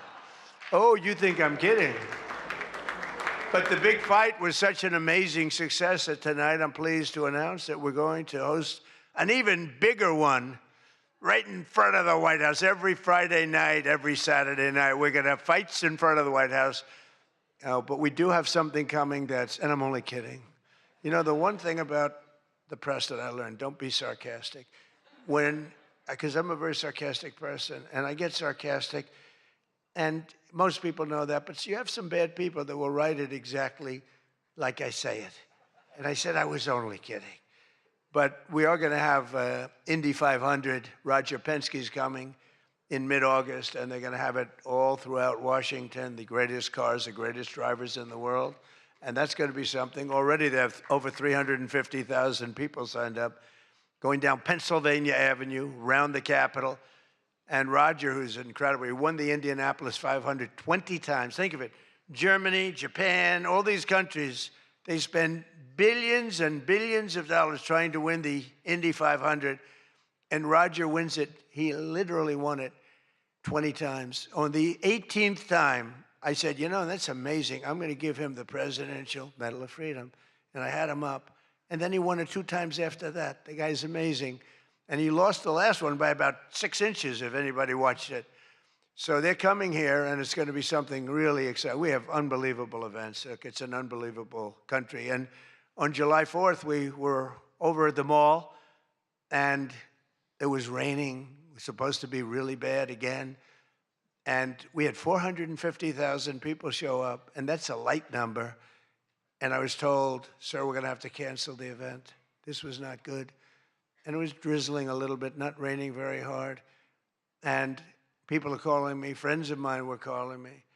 And I got a call from Brett Baer. Brett Baer said, it's not raining. I said, where are you? I'm standing at the mall, and I'm waiting to go in the White House. Then others called up. They said the same thing. And I said, you know, this is terrible. But there was lightning. Not big lightning, but you don't have to have big lightning. It takes just a little bit to do some big damage. So they said, everybody must leave. 450,000 people were forced to leave, and they left. And then I said to myself, I said, let me call up and find out what the hell's going on. And I called up, and I spoke to a brilliant young man. He said, don't worry about it, sir. We can do it in a couple of weeks. I said, you can't do it in a couple of weeks. This is the 250th birthday. In 2 weeks, what are we going to do? Say, let's go? We're going to have a redo? No. I said, I'll speak if I have to speak at 3 o'clock in the morning, 2 o'clock, 1 o'clock, I don't care. Call them all back. They're all gone. 450,000, and most of them were in cars. They were heading back to Texas, and it was sad. And we said the show must go on. Very much like here, we said the same term, right? The show, it's a great term. It's true in life. The show has to go on. The show must go on. And I said, the show must go on. I put it out on Truth. The show must go on. And we had probably, Peter, 150,000 people come back up higher. Maybe, thank you. Let's stand up, Peter. Tell them. More, right? It might have been more, but it was amazing. It was just an amazing crowd. And actually worked out better, a little like this. It worked out better than if we had done it at the normal 7 o'clock, 8 o'clock time. It was incredible. We started speaking at 11 o'clock in the evening, but tremendous numbers of people. Thousands and thousands came roaring back, and it was a great evening, and it was a celebration. And we didn't do it the following day, and we didn't do it 2 weeks later. We did it when we were supposed to do it. It was a fantastic celebration. But I can exclusively reveal to you this evening that for the heaviest of the heavyweights, we will have sloppy Chris Christie, one of the sloppiest human beings you'll ever meet, fighting, I would say, I could mention the governor of Chicago, but I'm going to mention instead Jerry Nadler. And they're fighting for a big piece of cheesecake, big fat piece of cheesecake. Who the hell wrote that line? But it is true. And then you have a Congresswoman, Alexandria Ocasio-Cortez, AOC plus 3. That's her 3 friends, right? AOC plus 3, and I watched her give that answer when she was over in Europe. It was not a good answer. If I ever gave that answer, I would be out of politics. Remember, you cannot have a 19-second wait time to answer really a quite simple question. But we'll then have a rematch against an extreme, simple question on a foreign policy from Munich Security Conference. It was a big security conference, and this was her first time up in terms of that. And we had a sort of little preview, and then Anderson Cooper is going to fight Lawrence O'Donnell. I'm not a fan of Lawrence O'Donnell. I like Anderson, actually, because he's covered me well for many years. Then he went bad as soon as I went for politics. But for years, he loved interviewing. I did so many interviews with him, and he was great. But, you know, he's got a little different persuasion than me in many ways, actually. And Lawrence O'Donnell, never liked him, never thought he had any talent. But he's still making a living, so I can't knock it. But we had a contest for who had the lowest ratings and the lowest IQ on television. And that was actually Don Lemon, I think. You know, when I said that he's the dumbest man on television, I said, you know, when you say some things, you never make a comeback. It's not like, oh, gee, hey, Don, let's have dinner some night. But I know what I'm saying. And then you have Bette Midler and Jane Fonda actually held a concert to protest the first UFC fight. They didn't want to see the fight. Very few people want. They held an event, like 3 people showed up, and given the choice between seeing some of the really beat up faces of the UFC, almost everyone chose the people in the UFC. It was between the 2 of them of the UFC. And what about Bruce Springsteen? What the hell happened to that guy? He looks like hell. I don't care what anyone says. I'm not supposed to say. I'm sure he doesn't like the way I look, but I don't look so bad. But at a recent concert, Bruce, all he did was talk politics. He ought to run for office. That'd be interesting. But all he talked about, he made 4 political speeches in his 3-hour show. The tour has been renamed Bored in the USA. And his new song was so bad that Chris Christie, who's like a fan, you know, he goes out and tells everybody how he hates Chris Christie. Keep that guy out of my... And I see Chris Christie there again, high-fiving Bruce Springsteen in the aisle. And Bruce Springsteen saw him and didn't even lift his hand up. And I just wanted, because I used to be friendly with Chris. Chris, when somebody doesn't like you, write them off. Forget it. You got billions of people in the world. You don't have to make a jerk out of yourself. But usually a comedian hosts this dinner. And I think we sort of changed it. Tonight we're going to have somebody who I think is really spectacular. But I've watched comedians get up for the dinner because I have been here actually quite a few times. People don't realize. And there's one time in particular when Barack Hussein Obama hosted it. Do you know who that is? And he hit me hard. But actually he hit me with respect. I was sitting with Melania at a table. And you had Brooklyn Decker, supermodel, at a table right next to her. And I really always will like her. She's married to a great tennis player, Andy. And she was at the table, not at my table. And I have watched this clip thousands of times. They keep playing it because they think that was the evening I decided to run for president. It was not. In fact, I loved the evening. I looked at my wife. I said, can you believe it? All these people, that's all they're doing is talking about me. I love this dinner. It's true.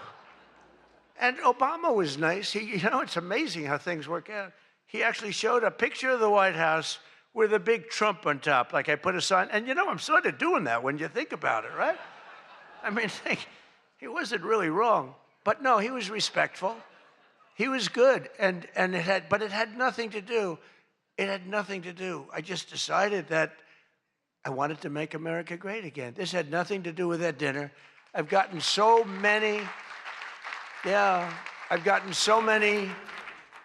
calls, and for years they've been saying, was that the moment you decided to run? Really, no.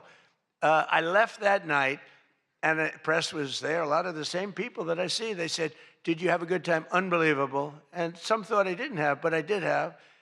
And I always remember, though, Brooklyn. She was so angry. She was much angrier than me. She was angry. She thought they were mocking me.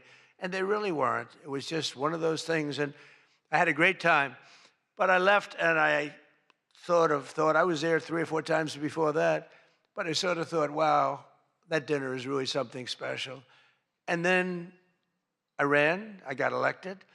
I thought the press treated me very, very unfairly. And I don't know. I think I made the right decision because you hate to go where maybe you're not wanted, but they did want me. They wanted me for ratings, and they wanted me for other reasons, but not for love. And I said, I'm not going to go. First time that ever happened, I think. Was that the first time? Just about. Presidents always came. And I didn't go for 4 years because I got treated terribly by the press. In my opinion, unfairly. I know unfairly because I know the facts, but I got treated unfairly. I didn't go. And this year I was called by your president and your chairman and all of the people, and they said, we'd like to do it. And I said, you know what? With time goes by, time passes, and you sort of look at life a little bit differently. I said, let's do it. And I didn't know it was going to turn out the way it did. It turned out to be the biggest event in the history of your day. That was by far the biggest, right? For all the wrong reasons. But as I said before, a lot was learned from that evening. So much having to do with so many different things, including security. But it's an honor to do it. This is my first. I've been to it numerous times, but as president, I haven't been here. And I'm glad. And they said, would you do it next year? I said, I will be back next year. Now, if you get really, really nasty, maybe not. I don't know. But we're going to be back next year. And Well, Jackie will treat me very bad. But this year, the association decided not to have a comedian, so they considered using Jimmy Kimmel, Jimmy Fallon. These guys, they're terrible. They're terrible. Stephen Colbert, these are people without talent. They get a lot, they have talent. You know who has talent? Their agent, getting them the money they get. They have no talent. But they are not comedians. They're not funny people. They're angry people. They're sick people. But the association really put on a big show, and they have somebody very special. I look forward to seeing him. And so they thought about going with a professional clown for entertainment, but Adam Shifty Schiff was not available. You know, he's known, I called him, I hate some people, you know, I shouldn't say this, I'm not supposed to hate, I'm supposed to love everybody. But he's a terrible person, he's a liar. And I called him Watermelon Head because he has the largest head I've ever seen with the smallest neck, pencil neck. How does that big, fat, ugly head stand on a little pencil neck? And then I'm told that even Rosie O'Donnell reached out from Ireland. She really wanted to be here in order to honor me.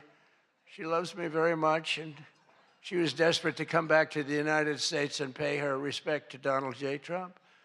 But that didn't work out, unfortunately, because nobody wanted her to come back. But she's one of the greatest sufferers of Trump derangement syndrome. She's a sick young woman, sick older woman, I guess now I have to say.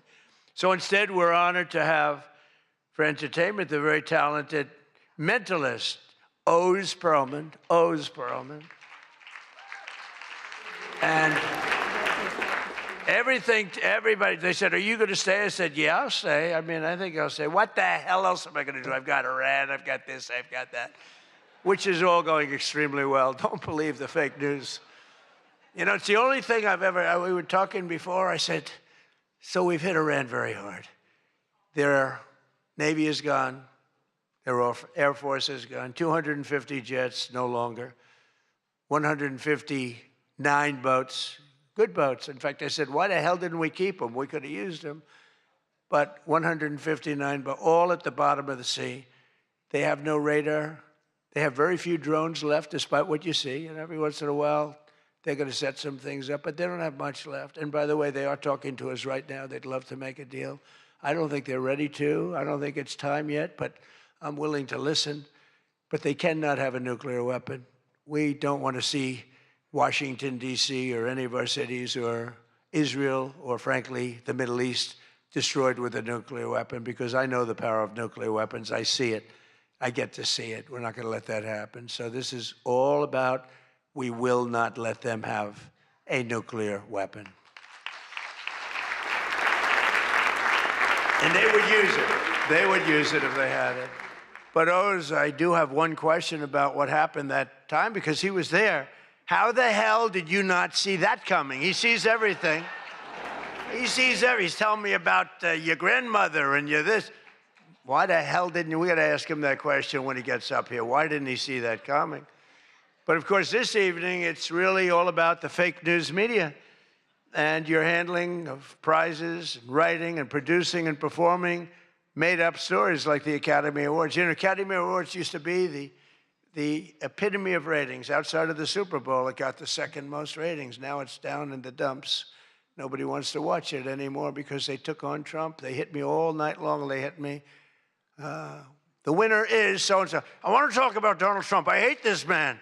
Nobody wants to hear this stuff. Right, Peter? Nobody wants to hear. You ever see the ratings? They used to have 48 million people. Now they have 2 people watching.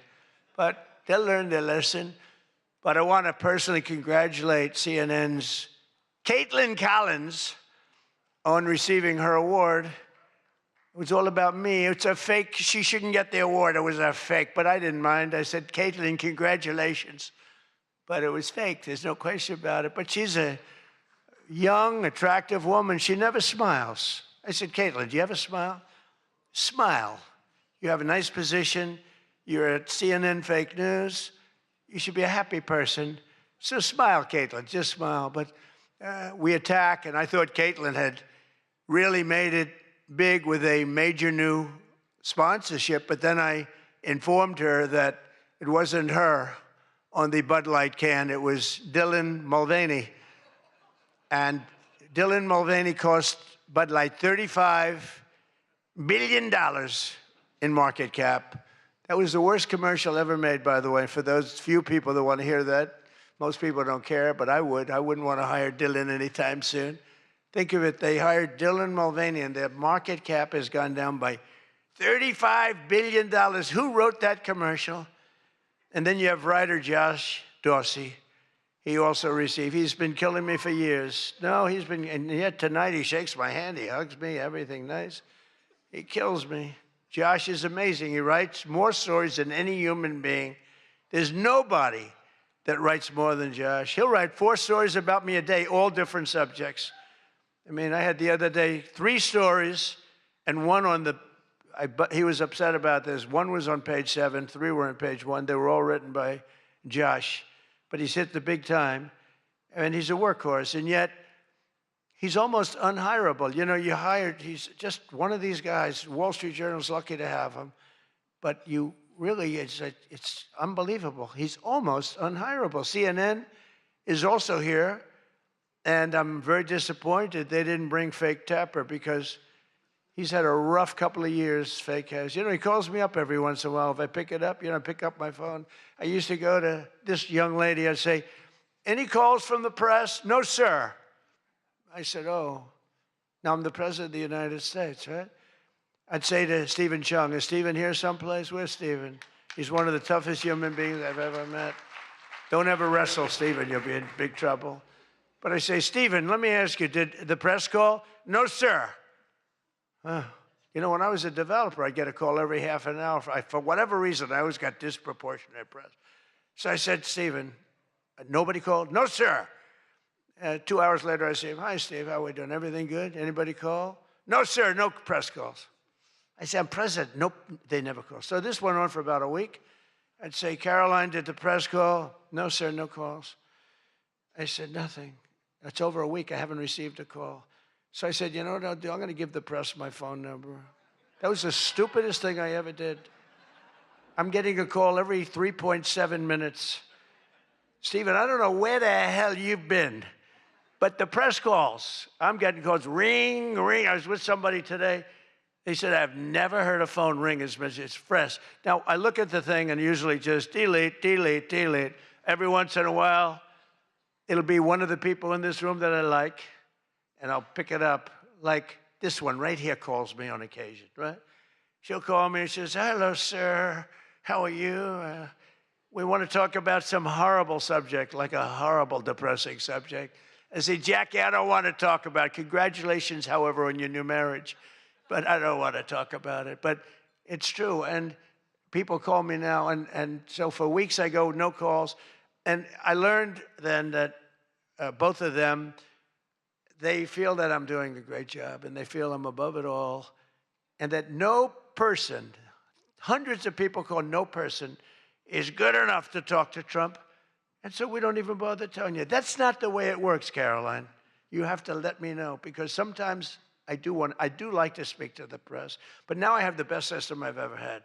It rings, and just so you understand, you're much better at putting your name, because if there's no name, I just can't do that. You know, I pick up every once in a while. Hello, I'm from Reno, Nevada. We're a startup paper. We're calling it the Reno Express. I said, do you believe I'm the President of the United States? Mr. President, could I have your views on Iran? And I just hang up.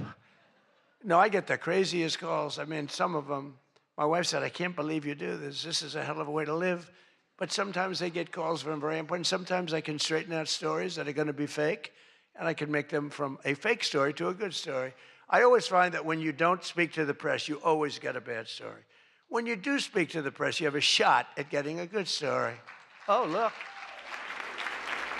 No, look, if I were a reporter, and let's say I'm a big reporter, I work for the failing New York Times, or I work for, well, I don't know, do they ever come to these dinners? Didn't they cancel out a long time ago? Big mistake, they should be here.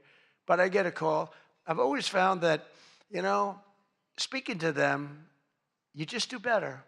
You do better. When you can, when you have the time, you speak to the reporter, you treat the reporter with respect. Sometimes now there are reporters where it doesn't matter. You can be so nice to them, it doesn't matter. You get treated unfairly. But you have a lot of great reporters where when you speak to them, you can get your point across, and that's a good thing. But some people say that Jake Tapper is a great investigative reporter in D.C., and that's why after moderating our debate, it only took him 1 year to break the story that Joe Biden might possibly have suffered from cognitive decline. It took him 1 year. He wrote a book about how great he was mentally, not too good. And I don't like Biden because Biden was very unfair to a lot of people. But Jill Biden insists that Joe would have beaten me in 2024, even though he was way down. She said he was way behind in the polls because he was seriously ahead. She felt he was going to win because he was seriously ahead on deceased voters. He was leading in the deceased crowd, and there were a lot of them. You're finding out there's a lot of them. Look at the numbers that just came out yesterday. And it's traditional that at least one or two potential presidential hopefuls attend the Correspondents' dinner, but many of them seem to have really chickened out.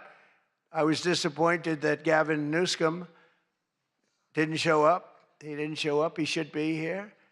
But I heard that he recently said that we will lose our country if we don't fight fire with fire. And to be fair, there's only one thing we know about Gavin, and that's that he definitely doesn't want to fight fire with water. He's got a lot of water he never uses. What a disaster. That should have never happened. But Gavin Newsom recently did a career-threatening, one of the worst interviews I've ever seen, where he said that he can't read a speech. He's incapable of reading a speech. He's a low IQ person. He's smarter, however, than all of the people in the room, and then he gets sued for being a racist, okay, when he said that. But he basically said he has various mental incapacities. He has difficulty in various other ailments mentally. And I'm looking at him saying, this is the worst interview. I'm watching this interview. I said, this is the worst interview I've ever seen given by a professional politician. I've been watching politicians for a long time, mostly on the previous side, because I haven't been doing this too long. How am I doing? Not bad for the number of minutes spent. Not bad. But with Gavin, so he said that all these things, and I said, anybody running against him, all they have to do is take that one interview and you can't lose. I actually put out a statement that Gavin Newsom has come out and said he will not be running for president because nobody can say what he said about himself and survive. Newsom was in big trouble when he openly admitted that Kamala was smarter than him. She said, Kamala is smarter. If Kamala is smarter than someone, you don't want that person to be president of the United States of America. Between California's policies of enabling wildfires, paying drug addicts to be homeless, giving free sex changes to illegals, and telling rich people they're going to take away, all of your money is going to be taken away. People are fleeing, and they're fleeing in droves. We can't have that in this country. It's becoming such a horrible and dangerous location that Ilhan Omar, one of my favorites, and her brother are thinking about moving together, very much in love. The video has surfaced recently of Ilhan giving a speech referring to World War II as World War XI. And they asked her about that. She thought she got it right. But I'm not surprised because she's a low IQ person. And she's also a very dishonest person. And she ought to get the hell out of our country. She shouldn't be here. She shouldn't be in our country. She also calls her brother husband number one. Omar is reportedly being investigated for fraud. She revised her net worth. I was shocked to see that she was worth much more than $30 million. And then when the press got on her, she revised it slightly downward to less than 18,000. So she went from much more than 30 million to 18,000. And I know Democrats, and the word Democrat is something that's come into fashion. I changed the E with a U, and most people don't know that dumb has a B, so we don't have to worry about that. It's very quiet. I thought it was quite good, but I haven't gotten much credit for that. Fake news, good. Pocahontas, good. I won't say Lion Ted because he's on my side. I don't talk about past conquests, but we have a lot of them. I won't talk about it. They got a whole table full of Republicans there. They're saying, no, don't mention my frickin' name, will you please? But we've had a lot of good names. But the Democrats are there to destroy wealth, and honestly, they've gone absolutely crazy. Gavin Newsom's not only a man who really wants to run for president, he's doing a bad job running a state. You can't have somebody like a J.B. Pritzker, who I understand is not president, sadly, but some people say, never use the fat word. And I don't. I would never call anybody fat. I have my own problems, It's not like I'm perfect. Sir, in the back, don't call him a fat pig, okay? I'm sticking up for him. Don't call him you. You can't do that, sir. You can't call J.B. Pritzker a fat pig, please. All right? Thank you very much. I appreciate it. Everyone's trying to figure out who is that guy, does he exist? But the nice part is when you do that, the press can't get you, because I'm defending a man who obviously has a problem. Actually, he's lost a lot of weight. I saw him recently. He lost quite a bit of weight. I don't know what the hell. He's got no chance, believe me. Anything he does, the family threw him out of the business. A number of other potential Democrat contenders sadly refused to show up tonight. We invited Elizabeth Pocahontas Warren. She's referred to Pocahontas because, in fact, I had to apologize. People came up and they said, we want you to apologize to Elizabeth Warren for calling her Pocahontas. And I ended up apologizing to the real Pocahontas. But Elizabeth Warren was supposedly of Indian heritage. And then she took the test and she only had 1,024th Native American. And I said, you know what? I think I'm more of an Indian than she is. So this is what we have to deal with. But Senator Warren did not accept our invitation to debate. I wanted to debate her on various and sundry things, and she decided not to do it. And I decided to bury the hatchet. It doesn't matter. And well, I'm not going to say this next one. Do you want to hear this one? How bad? She wasn't high up on her totem pole. Who the hell wrote that? No, she's bad news. I wanted to make sure that Jack Smith, deranged Jack Smith, remember he went after me for about 2 years? How did he do? Not too good. I'm in the White House and he's not doing as well. I was going to say he's in a different kind of a house, but he's a deranged human being. He's a bad prosecutor. Prosecutors are very important. A great prosecutor, a fair prosecutor, but that's the great prosecutors, the ones that are fair. They're very important to a country, but this guy was a deranged lunatic. Saw his invitation tonight. He was invited because, but I put it in a private text to Chuck Grassley. And Chuck saw him and he did a certain thing. And then one man that we had who should be here, he turned Palestinian. This was a man who was 100% for Israel. 100%. Chuck Schumer, crying Chuck. Remember, he cried at the airport over illegal immigrants. They were the fakest tears. There were people throwing water in his face. But now he's a proud, very proud Palestinian. In fact, I'm going to send him a beautiful Palestinian outfit tomorrow so he can greet Bibi Netanyahu when he comes to town next week, along with the mayor, who I'm sure would love to meet Bibi. They're not treating Bibi too well, but Chuck wanted to join us tonight, but he didn't want to be violating many parts of the Palestinian rules, regulations, and certainly he didn't want to violate Sharia law, his new founding. And all joking aside, I do think we need term limits in Congress. I think term limits are very important because I see what's happening. I see what's happening. The other day, a senator I knew got a text, a great guy, from his wife. And she said, when you get home, I want to have you immediately come up the stairs and make love to me. And he said, I can't do both. You know what? In other words, can't go up the stairs and make love. Does anybody get that? Well, I thought that was actually pretty good.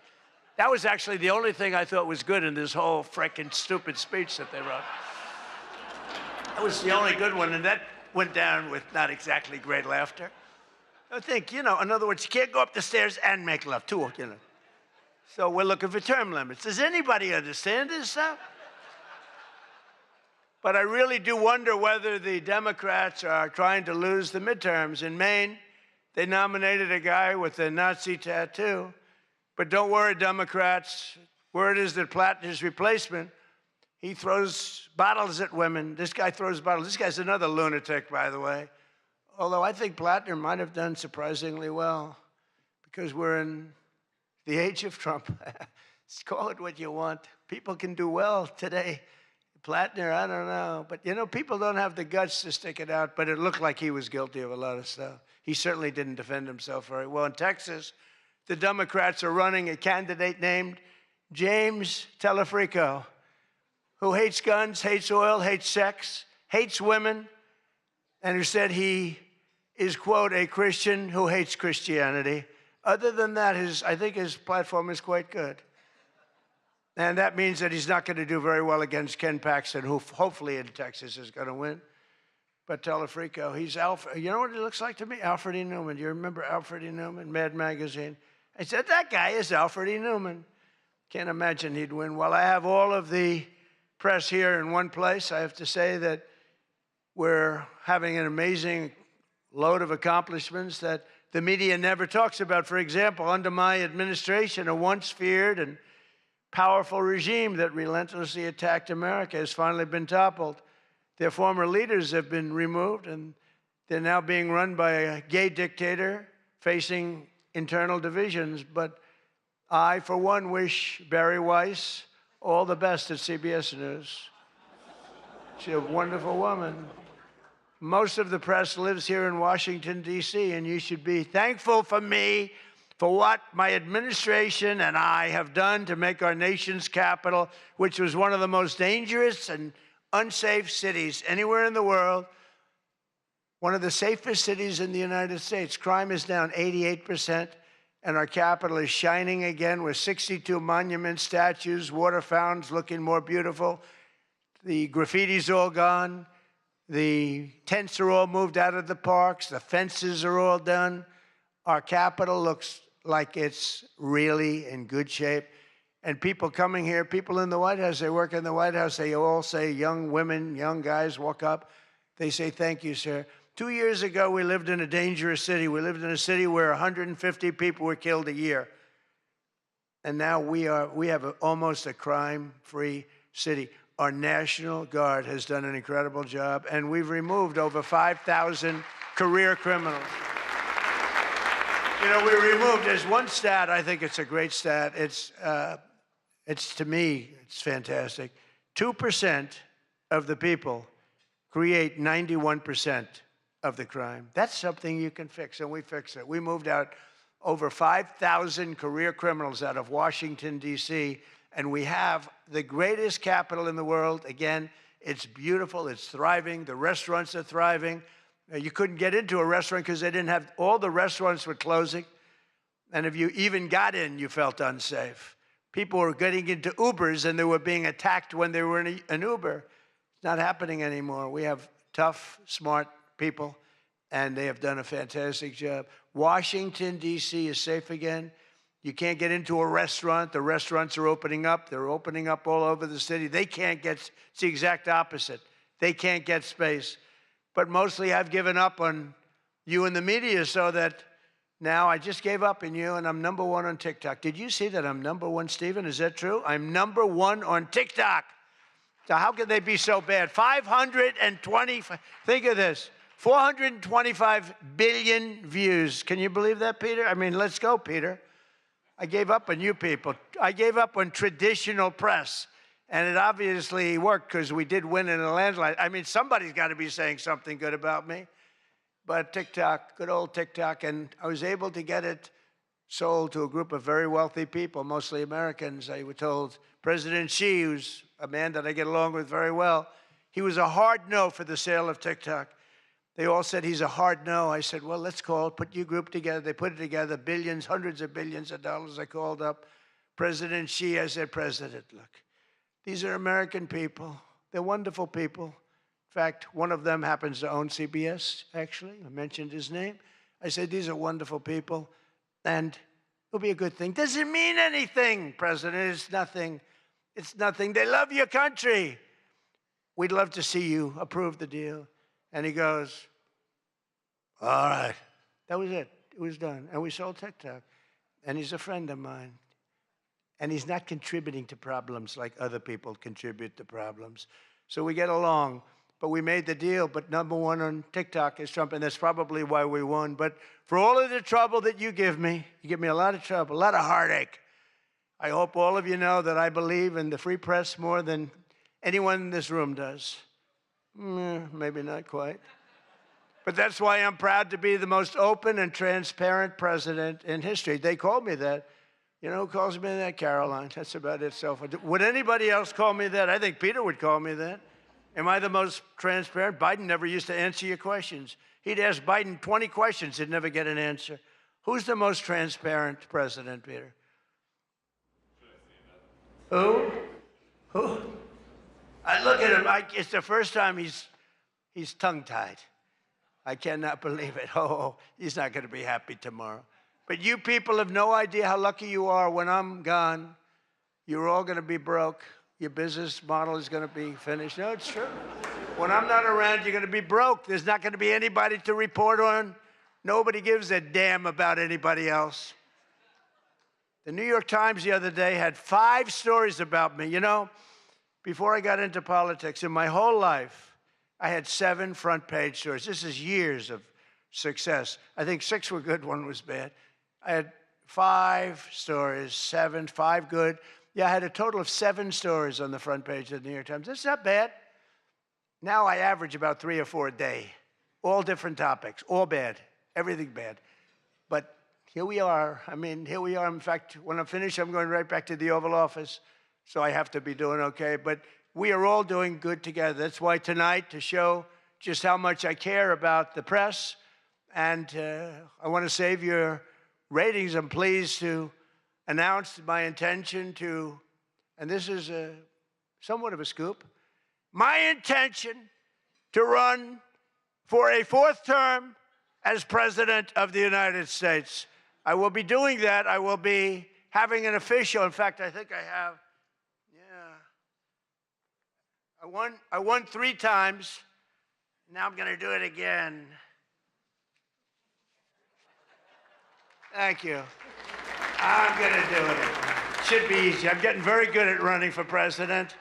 No, I won 3 times, did very well the 2nd time, by the way. It's a rigged election, but we don't have to talk about it. You know, it's interesting, when you come back and you do a good job like we did, and you don't care about it so much, but we do have to tighten up these elections because they really are in seriously bad shape. But on a serious note, I want to say once again, I just want to thank you all. It's been an interesting evening. I didn't really know what to expect, and it's far worse than I actually thought, but if you want to know that. But I didn't know exactly what to expect, and I've made a lot of friends tonight. I've made a lot of good friends tonight, probably made some enemies also, but it's been an experience that is something that we've all shared together, because we're all in this room tonight because most of us went through a period of trauma from just a short while ago. And, you know, some people said they wanted to come, but they were afraid to come, and you people weren't afraid to come. There were a lot of people that said, Jackie, they don't really, you know, they didn't have the courage to come. And we don't want that to happen. And I'm sure it's not going to happen. We're going to do things. Again, I want to thank our law enforcement, keeps us safe. All law enforcement. We have the greatest people on earth. You know, we had, 2 years ago, we had the worst record of recruitment in, as an example, the military, Army, Navy, Air Force, Marines, the Coast Guard, Space Force. I love Space Force. Look at all that shooting we're able to do from space. That was my baby. But all of the branches of, you couldn't get people to join. This was 2 years ago. And last week, you probably saw, some of you wrote the story, we have the single best recruiting of people into our armed forces than we have ever had in the history of our country. They are brimming over with great people. And that's a big statement. And that also goes for the police departments, where they were having a tremendous problem recruiting. You can't get into a police department now. If you're looking for a job, it's very tough. And that also includes our great fire departments, because people forget about them. They're unbelievable, the job they do. So I just want to thank you. Look, we're on the cusp of something big. And I call it, and this I'm being very serious when I say this, that this is the golden age of America. We have $19.2 trillion being spent in our country. A record was China, I think it was 10 years ago, 3 trillion. Trillion is a lot. 4 years, they went less than 1 trillion under Biden. And we have 19.2 trillion. And this is a period of actually 13 months, not even current, because we're here a little bit longer than that. But that was as of reporting dates. $19.2 trillion is being spent. Factories are coming. Toyota just announced they're going to be building the biggest car plant in the world. They're leaving Mexico. They're coming here. Tariffs did that. Tariffs did that. And maybe November 5th did that too, the election. But our country is doing things that nobody's ever seen before. And it is true. We were, and you've heard me say this, we were a dead country 2 years ago. Other leaders would see me and they'd say it's a miracle. President Xi told me that a few weeks ago in China, and he's coming here on September, I think, 24th, coming in September, the end of September, going to be exciting. But he said the same thing. The King of Saudi Arabia said it. Everyone said almost the same words.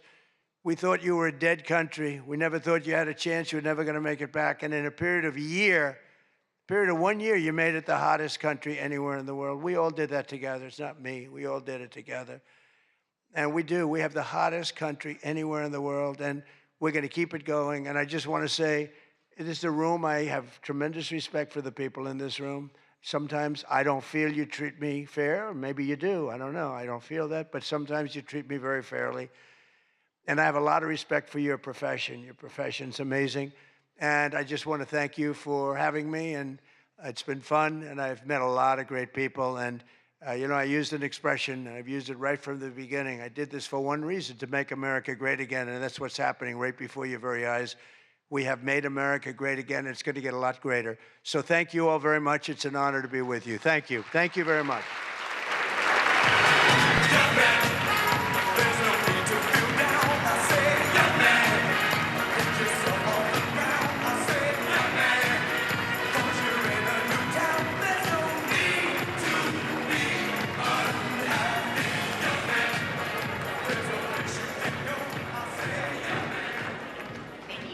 President Trump.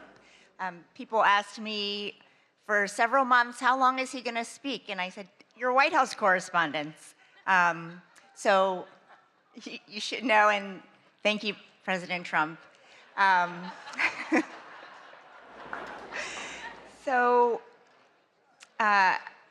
This night is all about the First Amendment. And tonight it was on full display. And I just want to congratulate all of our award winners again, my friend Caitlin, who has a beautiful smile, and Josh Dawsey, who is one of the most prolific journalists of our time. That is true. Okay, now we're finally going to answer a question people have been asking since I announced he was coming to the dinner back in February. What the heck is a mentalist? The wait is over. Please welcome Oz Perlman. Give it up for mentalist, Oz Perlman. The mentalist on people's minds is Oz Perlman. How did you get that? Who are you thinking of at this very moment in time? Who are you going to talk to this week? Vince. Vince. Yes. Open your hand up. No. Oh my God. Look in your hands, Aaron. Albert Einstein. Okay, that I can't even host a show anymore. That's the craziest shit I've ever seen in my life. Who is she? It's Oprah Winfrey. Say hello to Miss Oprah. Whoa. Winfrey. Oh my God!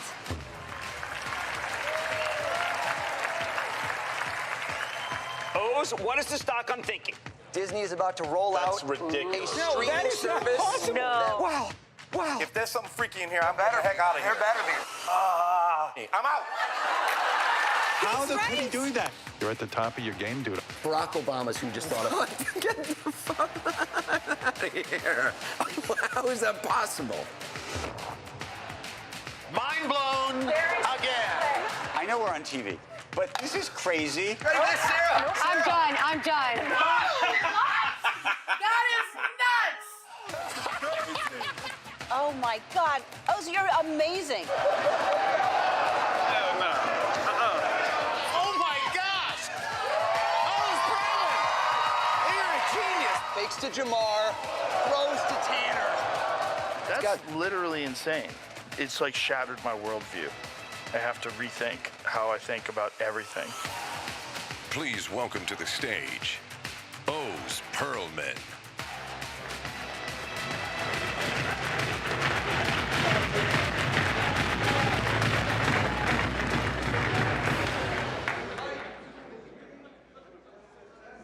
There we go. Folks, what an honor to be here among such distinguished guests, cabinet members, the president.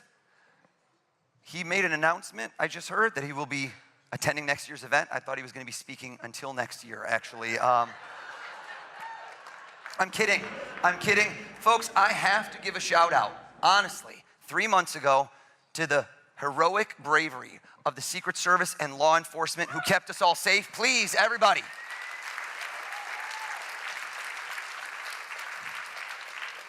I felt truly blessed that day to go home and be able to kiss all my kids, and yet cursed that every single day since, everybody I meet, including now the President of the United States, goes, if you're such a good mentalist, why didn't you see that coming? Everyone in here, your words that you broadcast and speak influence minds all around the globe.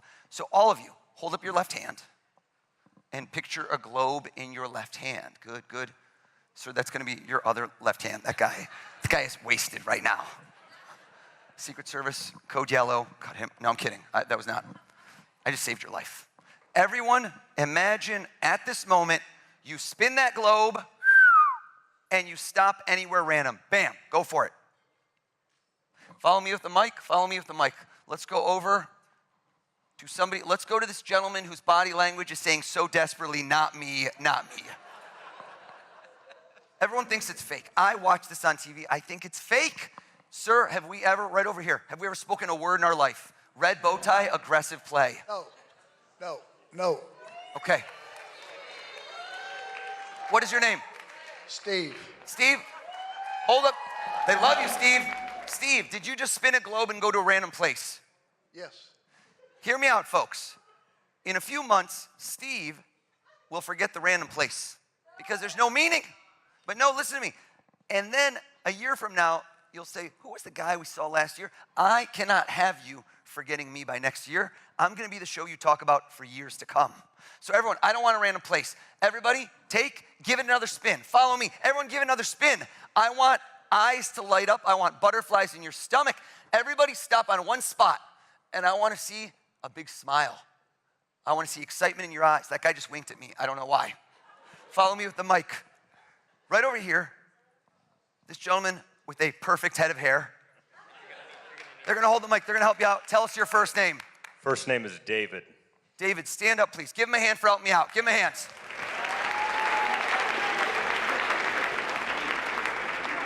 David, I don't know the future. I'm not a psychic. I would have called that 3 months ago. I read people. Hold up your hand. Try not to react. South America, North America. Look down again. #1 place in the world you'd love to go. Look at it again. But this man dreams big, but you haven't been there. Look at that place one more time. Look at me. Yeah, that's the smile I wanted to see. Asia, Africa, Antarctica, too cold for you.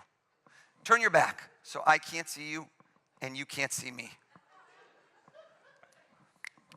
Close your eyes for me, David. Close your eyes.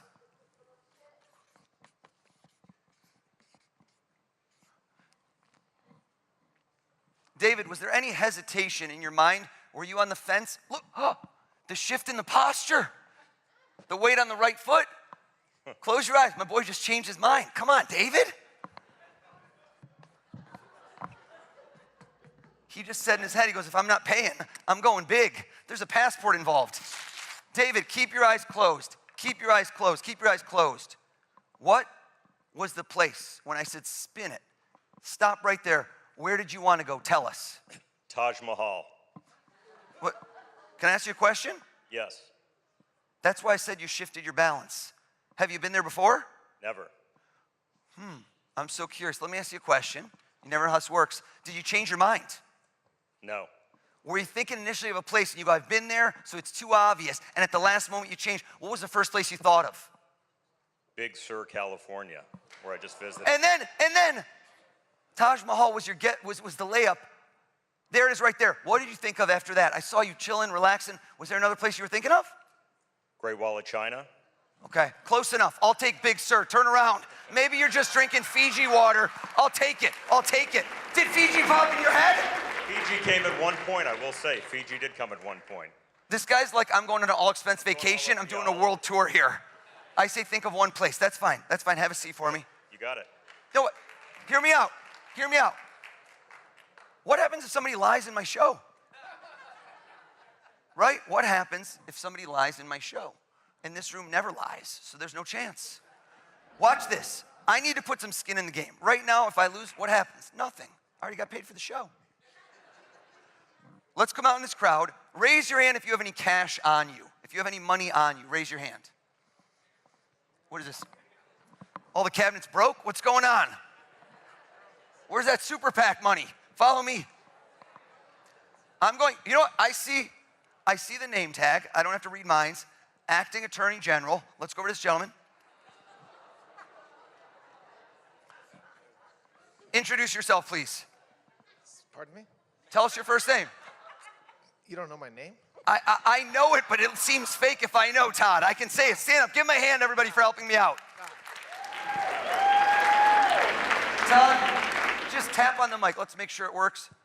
Are you a money clip or a wallet kind of guy? Don't take it out. No. Neither. It's more like a wallet. Okay, it was a multiple choice. That's okay. Do you know, and I always ask this question because you never know. You're going out. Cash isn't as common now. Do you know exactly how much is in there or you're not sure? I'm not sure. I like that, right? Hashtag baller. No. I want you to count it, but hold on. Do it under the table so there's no way I could see. Under the table, and move away with the microphone.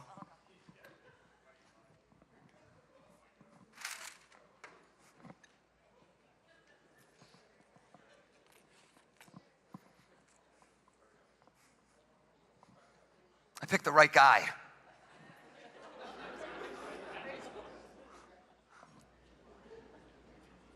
Stand up. Lie to me. Don't tell me how much money you really have. Make up a lie. Make up a lie. Lie to me. How much you got? 130. I would have said if you're going to dream big, Todd. That was dreaming big. Folks, I notice patterns. And I can't explain why, and this is not a stereotype, but when I do this with men versus women, they lie differently, and I don't know why that is. It's not a gender stereotype, but for some odd reason, statistical analysis, women will prefer to use a number smaller than the amount they actually have on them. I don't know why. Men like to lie by saying things are bigger. No examples. You didn't laugh at that joke, Todd. Joke was hilarious. Bingo! My acting attorney general just lied too big. Here's the question to ask yourself. Cover your eyes. How could I know something he didn't even know?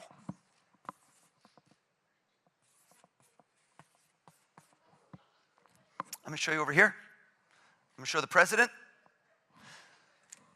President's still admiring the Czech crystal, I'm noticing. Those are beautiful chandeliers, sir. Open your eyes. How much you got, Todd? $85. $85, everybody!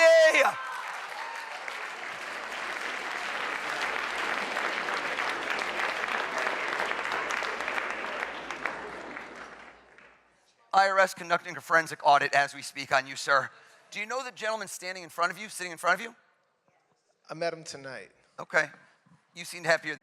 I don't think it's good enough.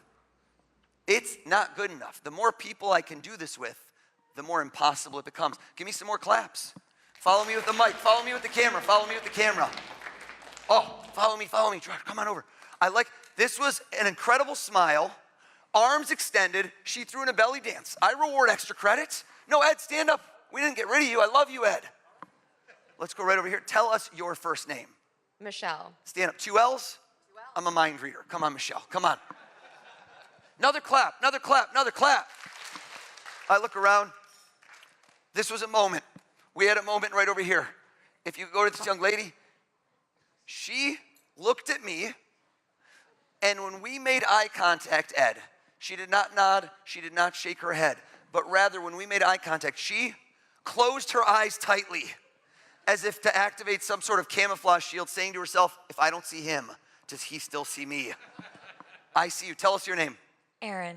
Stand up for me, please. Okay. I now have 1, 2, 3 people thinking of 3 different people they want to have dinner with. This side's feeling no love. I can see it in your eyes. You're feeling no love, so let's keep it going. 2 more people, rapid fire. Follow me with the mics. Follow me. Give me some claps. Give me some claps. Your joy is effervescent. Also, the pocket square, 4 ripples. Next level, my friend. Next level. What is your name? My name's Kevin. Kevin? Yes. Stand up for me, Kevin. I never go past 4. Give him a round of applause. Make some noise. But this is not just any event. This is the White House Correspondents' Dinner. It's been going on over 100 years. I'm the first mentalist. One more group, right over here. I didn't even tell you I would do this. Give me a clap. Let me see it. Who thinks they have someone I will not get? You will be my Fiji water. Who will that be? Give me a clap. Okay, all of you with the big clap, you're too confident. I don't like it. I like the people that are on the fence. I like this young lady right over here. This young lady looked over. She squinted at me. She didn't clap. She just gave me an I'm looking at you, buddy. Tell us your first name. My name is Alex. Alex, give Alex a hand too as well. Alex, Kevin, Ed, Aaron, Michelle with 2 L's. Each of you, I asked to think of somebody famous sitting across from you, and you are at the edge of your seat, scintillating, asking them questions. Sit down if it's Jack Kerouac. No. Folks, don't hold the applause in. Let it out. Let it out. That's so obscure. Like, you should not have gotten. Never bring a knife to a gunfight. Joke is too soon. Too soon. Too soon. Have a seat for me, please. That's it. That is 100% it. I know. I can read your mind. You know, That's what you I know that. Yeah, you don't have to keep telling me. That was it. Have a seat. Thank you. I like how Erin just rethought her choice. She's like, mine's too easy. Mine's too easy. There's no way you would know. Kevin, you are a ball of positive energy. Just looking at you has uplifted my mood without caffeine. I can tell you for a 100% fact, I'm not even gonna hedge. Not 99, not 100% live TV. Your person is alive and well, am I correct? You are correct. How did I know that? Your vitality, your energy. Versus if we could point the camera at Ed, Gerard, Ed is over here, that's that guy. Ed has dead guy vibes written all over him. Come on, man, I'm feeling pretty. Is it a dead guy, Ed? Vital. Is it a dead guy? It is a. Yeah, it is classic Ed. That's hilarious. Yes. Yeah. Dead guy. Why are you on the fence? No, he's definitely a dead guy. You weren't sure if he was dead or alive? No, I'm saying I'm vital. I'm just saying he's dead. Oh yeah, it's nothing about you. You're gonna live to 120, baby. I'm talking about the person you're thinking of. Yeah. You know what? Arms behind the back. This guy's very proper. He's done a lot of World War II biographies. Sit down if it's Winston Churchill. You're right. Yeah. Folks, I'm getting 6% applause on things that deserve 120. Have a seat for me, Ed. Have a seat, Ed. Have a seat. Bless you. I knew you would sneeze right then. Aaron, playful hair adjustment, always a guy. It's always a guy. The hair adjustment twice, it's a guy. Am I right? It's a man. I could tell. It wasn't playful hair, but it was just an adjustment. Okay, there's no implications here. I like how Tom just told Todd, he's like, why didn't you bring more money, bro? Why didn't you bring more money? I did this last week. I filmed my Netflix special. And I did this, and the last person standing thought of a movie star. And when I got it right, he did not sit down. And the tension grew in the room, and I said, sir, did I get it? He goes, yeah. And I go, okay. And he goes, oh yeah? What movie am I thinking of? I'm like, buddy, there's no on-demand feature. It's always, I wonder what movie she's thinking of his, but I'm going to go with it. Do you know what question you're going to ask him right off the jump, or is it more just a flowing conversation? What's your Flowing, style? just flowing. Flowing. I love that. I love that. And you were debating, and I was thinking like, I think he's passed away. Am I correct? Correct. It seems somber. Yeah. But it Not was- summer, but passed away. Okay. I don't know which movie. Tell us all, who are you sitting down to dinner with? Who's across from you during this scintillating interview? Jerry Garcia. Are you wrong? Don't ever doubt me again. Don't you ever doubt. You scared me.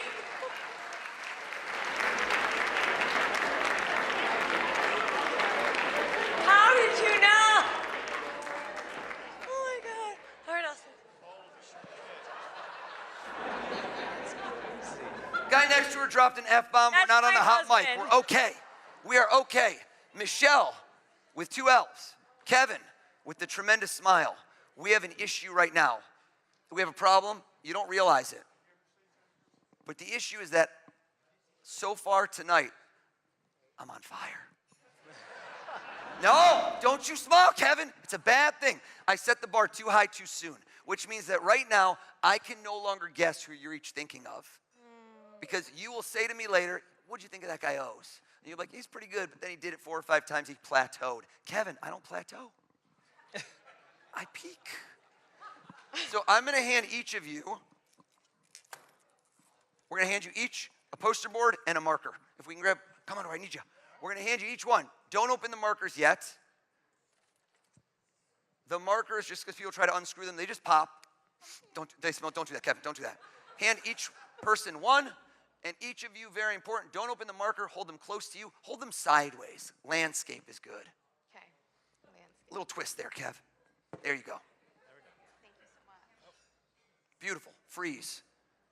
I'm not going to guess who you're each thinking of. I'm going to do something exponentially crazier. You're going to talk about this for years.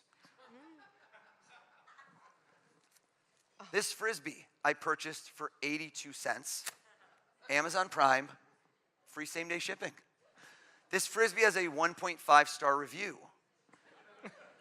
This is literally the worst Frisbee in the world. I could have my friend Tom Brady right here trying to throw it to you. It would not land. It does not fly true. Let's see. Who could we get? The president? Yes. No. Will you just throw it for us? Is that okay? I don't know if I can aim it. Secret Service, is this okay? They just went code red, mentalist, no. Is that, I can't throw this. We'll see what we can do. We'll see what we can do. I don't know if I can aim this thing, President. There, okay. You know what? I have a better idea. Throw the hat out in the crowd. Let's go. Someone catch. Or nobody catch. Glassware down. This guy just became his VP running mate in 2028. Hear me out. Okay. Are you okay? If you'd like, this is entirely your choice. You can help me. But the Frisbee goes further than the hat. So it adds elements of excitement and randomness versus the hat had about 3 people to land because it appears I've made half the room disappear. Would you like to keep it or would you like to throw it onwards and make this even more random? Actually, I would love to keep it. Would you like to join me on stage and be my mind-reading protege? Oh, why not? Give her a round of applause, everybody.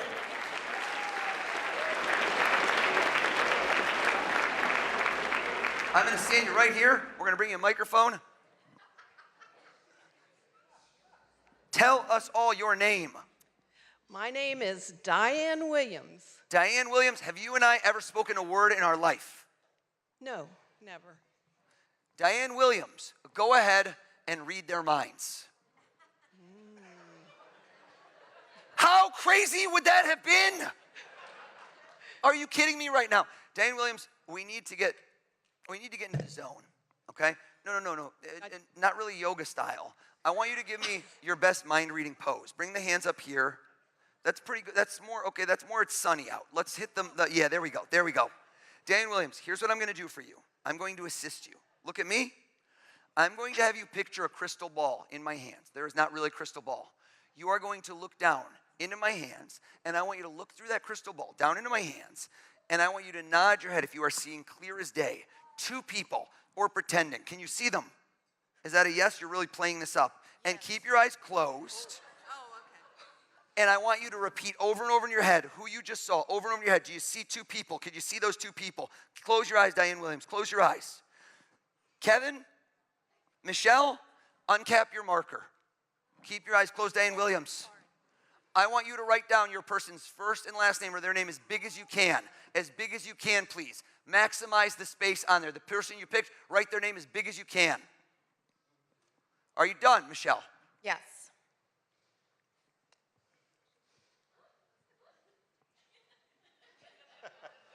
Take your time, Kevin. I'm getting bored of my own show.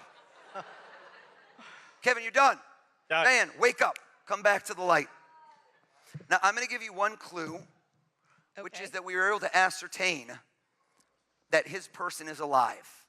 We said that earlier. Okay. So I want you not just to look into that beautiful smile, but look into his eyes. See the reflection across from him and tell him who is the person he is sitting down to dinner with. The person is alive. Who is it? Michael Jordan. Michael Jordan. Stop. Oh my God. Stop. Folks, are you alive in this room right now?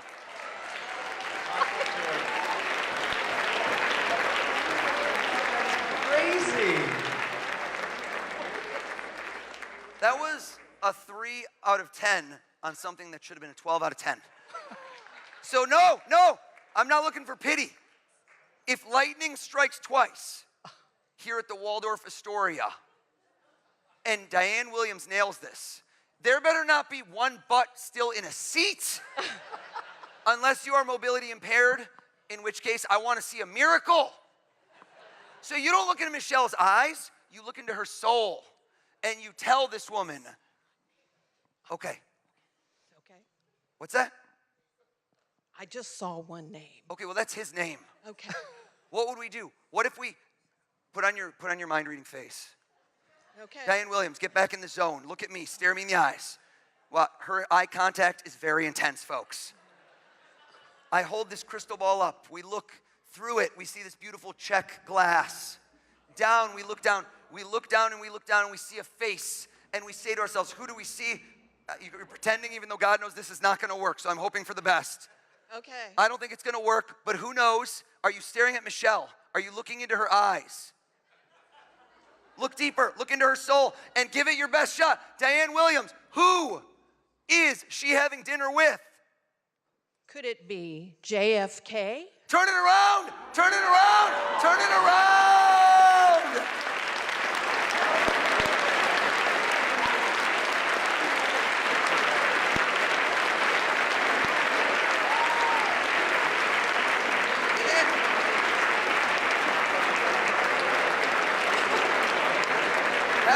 Have a seat.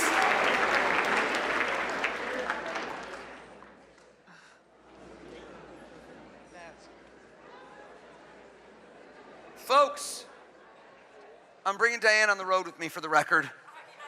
She's keeping the hat. Really quick, let's see at this juncture in the evening if anybody still has battery life. Grab out your phone. Go to your calculator. I just watched this man clear as day clear his browser history. Please go to your calculator. If there's a number, I don't want it. Get rid of it. Clear that number out. And I want to see nice, beautiful zeros out there. Do we have zeros? Hold them up, hold them up, hold them up. Let me see what we got. Okay. I need to see energy. I feed off of it. Who wants in? Who wants in right now? Who wants in? Who seems excited? One guy just looked at me and started flexing. I don't know why. Okay, battery life, still in the green. You're doing pretty well there, sir. What is your name? Josh. Josh? Traditional spelling? Do you want to join me? Let's get him up here. Let's hear it for Josh, everybody. Josh, come on up. Come on up, partner. Let's bring you up. Josh, here's what I want you to do. I need to get somebody else in the mix. I want you to do two things. We're going to fact check this. You're going to type in this in. One more partner in crime. Pick somebody out there for me to help me out. Who's it going to be? Dina. At your own table. Okay, so I like the nepotism here. He's like, let's just stick with my own table. Dina, do you have your phone as well? I do, yeah. Stand up. Dina has no cover, just living dangerous over there. This trick is about to be called Apple Care. Dina, should we swap? Josh, come with me. Dina, I'm gonna bring you in as well. Dina, since I didn't get to throw a Frisbee, are you have your calculator open? Yes. Please open it up. What do we have? Is this an amortization calculator? She's doing my mortgage calculations is what I'm seeing. Okay, I'm sorry. It's okay. I don't know what this one is. I can't do, this is like the buttons are too small. I can't see anything. I'm so sorry. I gotta use someone else because I can't see. Put the brightness up. Grab yours. This one's big even though you're at 7% battery. I love it. Dina, give us a number and we're gonna go on stage. Come with me, Josh. Give us a number and I want you to do this. I want you to give us a birthday. Come with me. You know what? Join me. We'll bring you up. Josh, you're gonna be on deck. Josh, sit down. This gentleman, come with me. Oh, wait. I need you. Yeah.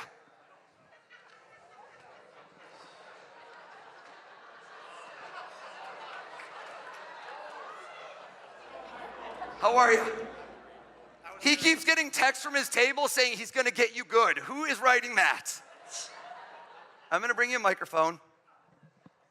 I'd like you to stand here. Dina and Josh, you each get to help me. Dina, tell me the birthday of somebody you care about deeply. So take a moment with it. Tell us the birthday of someone you care about deeply. Go ahead.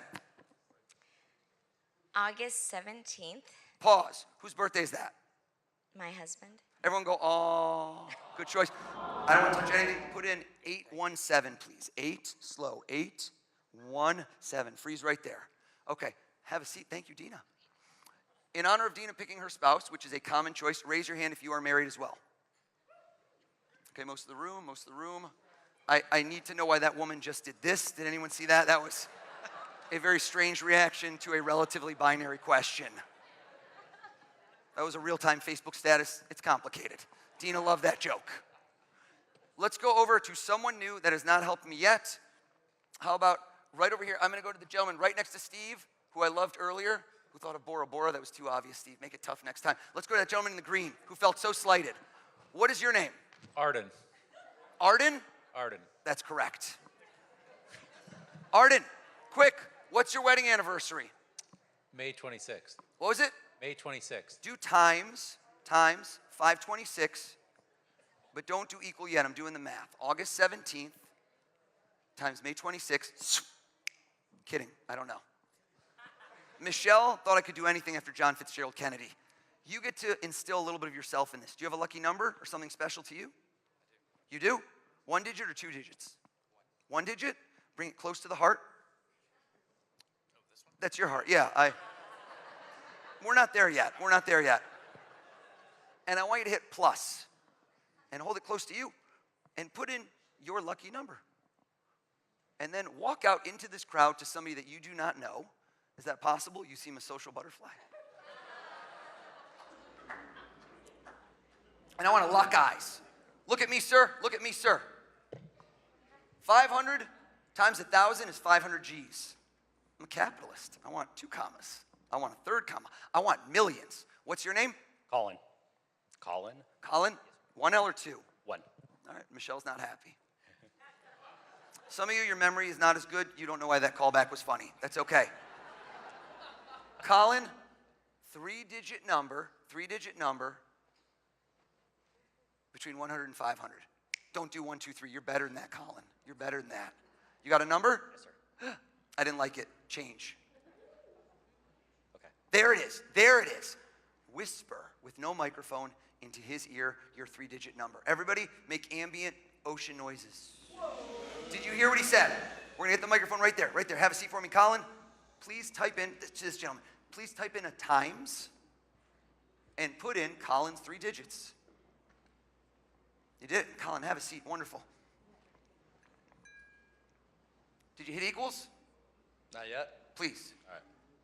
Gotta be over 30 mil. It's gotta be over 30 million. Is it over 30 million? It is. Okay, I thought that was lightly impressive, but no, it's okay.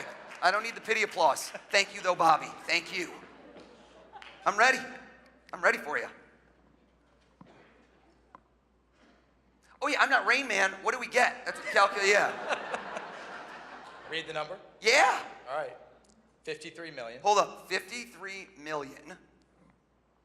670,000. 600. Oh, I didn't leave enough room. Okay, I'm gonna wrap around. 53,670,000. 682. $682. Bam. Have a seat. Give them a big round of applause. All my helpers. Dina, Josh, way to fact check. I appreciate you. Did you hear me say dollars? Imagine that you go to your ATM, that you swipe your card, that you type in your PIN code, or if I'm there, I do it for you. And suddenly, in your checking account balance, $53,670,682. How would you react? Let me see some faces. Okay, I like how some of you didn't hear the key word, checking account. This is not an interest-bearing account. I like how one guy swore under his breath, like tariffs. Folks, you should deploy this capital. Like my man right over here, Todd Blanche, looked at me like that was low. Tom, what did he sign, Tom? Was it a 20, a 50, or 100? We couldn't see. Tom is the guy next to him. What was it? A 20. It was a 20? Todd, are you still sitting on it? Yes. Todd, reach into the abyss. Stand up for me, please, sir. Todd, check the signature. Is this your bill that you took out of your pseudo money clip? Yes. You marked it, but so did the government of the greatest country on earth with an 8-digit serial number. Read us those digits one at a time, please. Switch to me, please. Switch to me, please. Switch to me, 1 digit at a time, please. 53670682.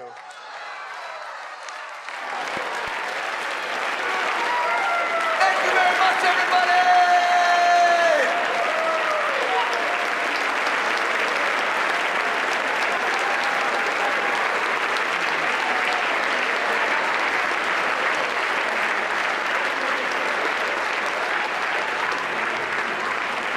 Amos Perlman, truly this has been the honor of a lifetime. Thank you very much, everybody.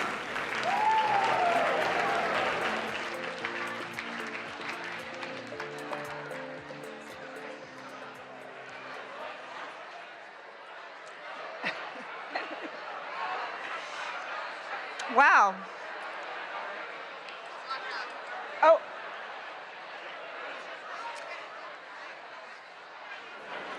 Everyone, thank you for a memorable night. Thank you, Mr. President, for coming to our dinner.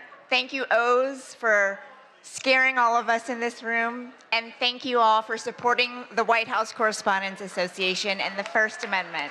Thank you. Thank you all. This concludes the 2026 White House Correspondents' Dinner. Again, our thanks to President Trump. We look forward to seeing you all next year at the Washington Hilton. Please travel safely. Have a good night.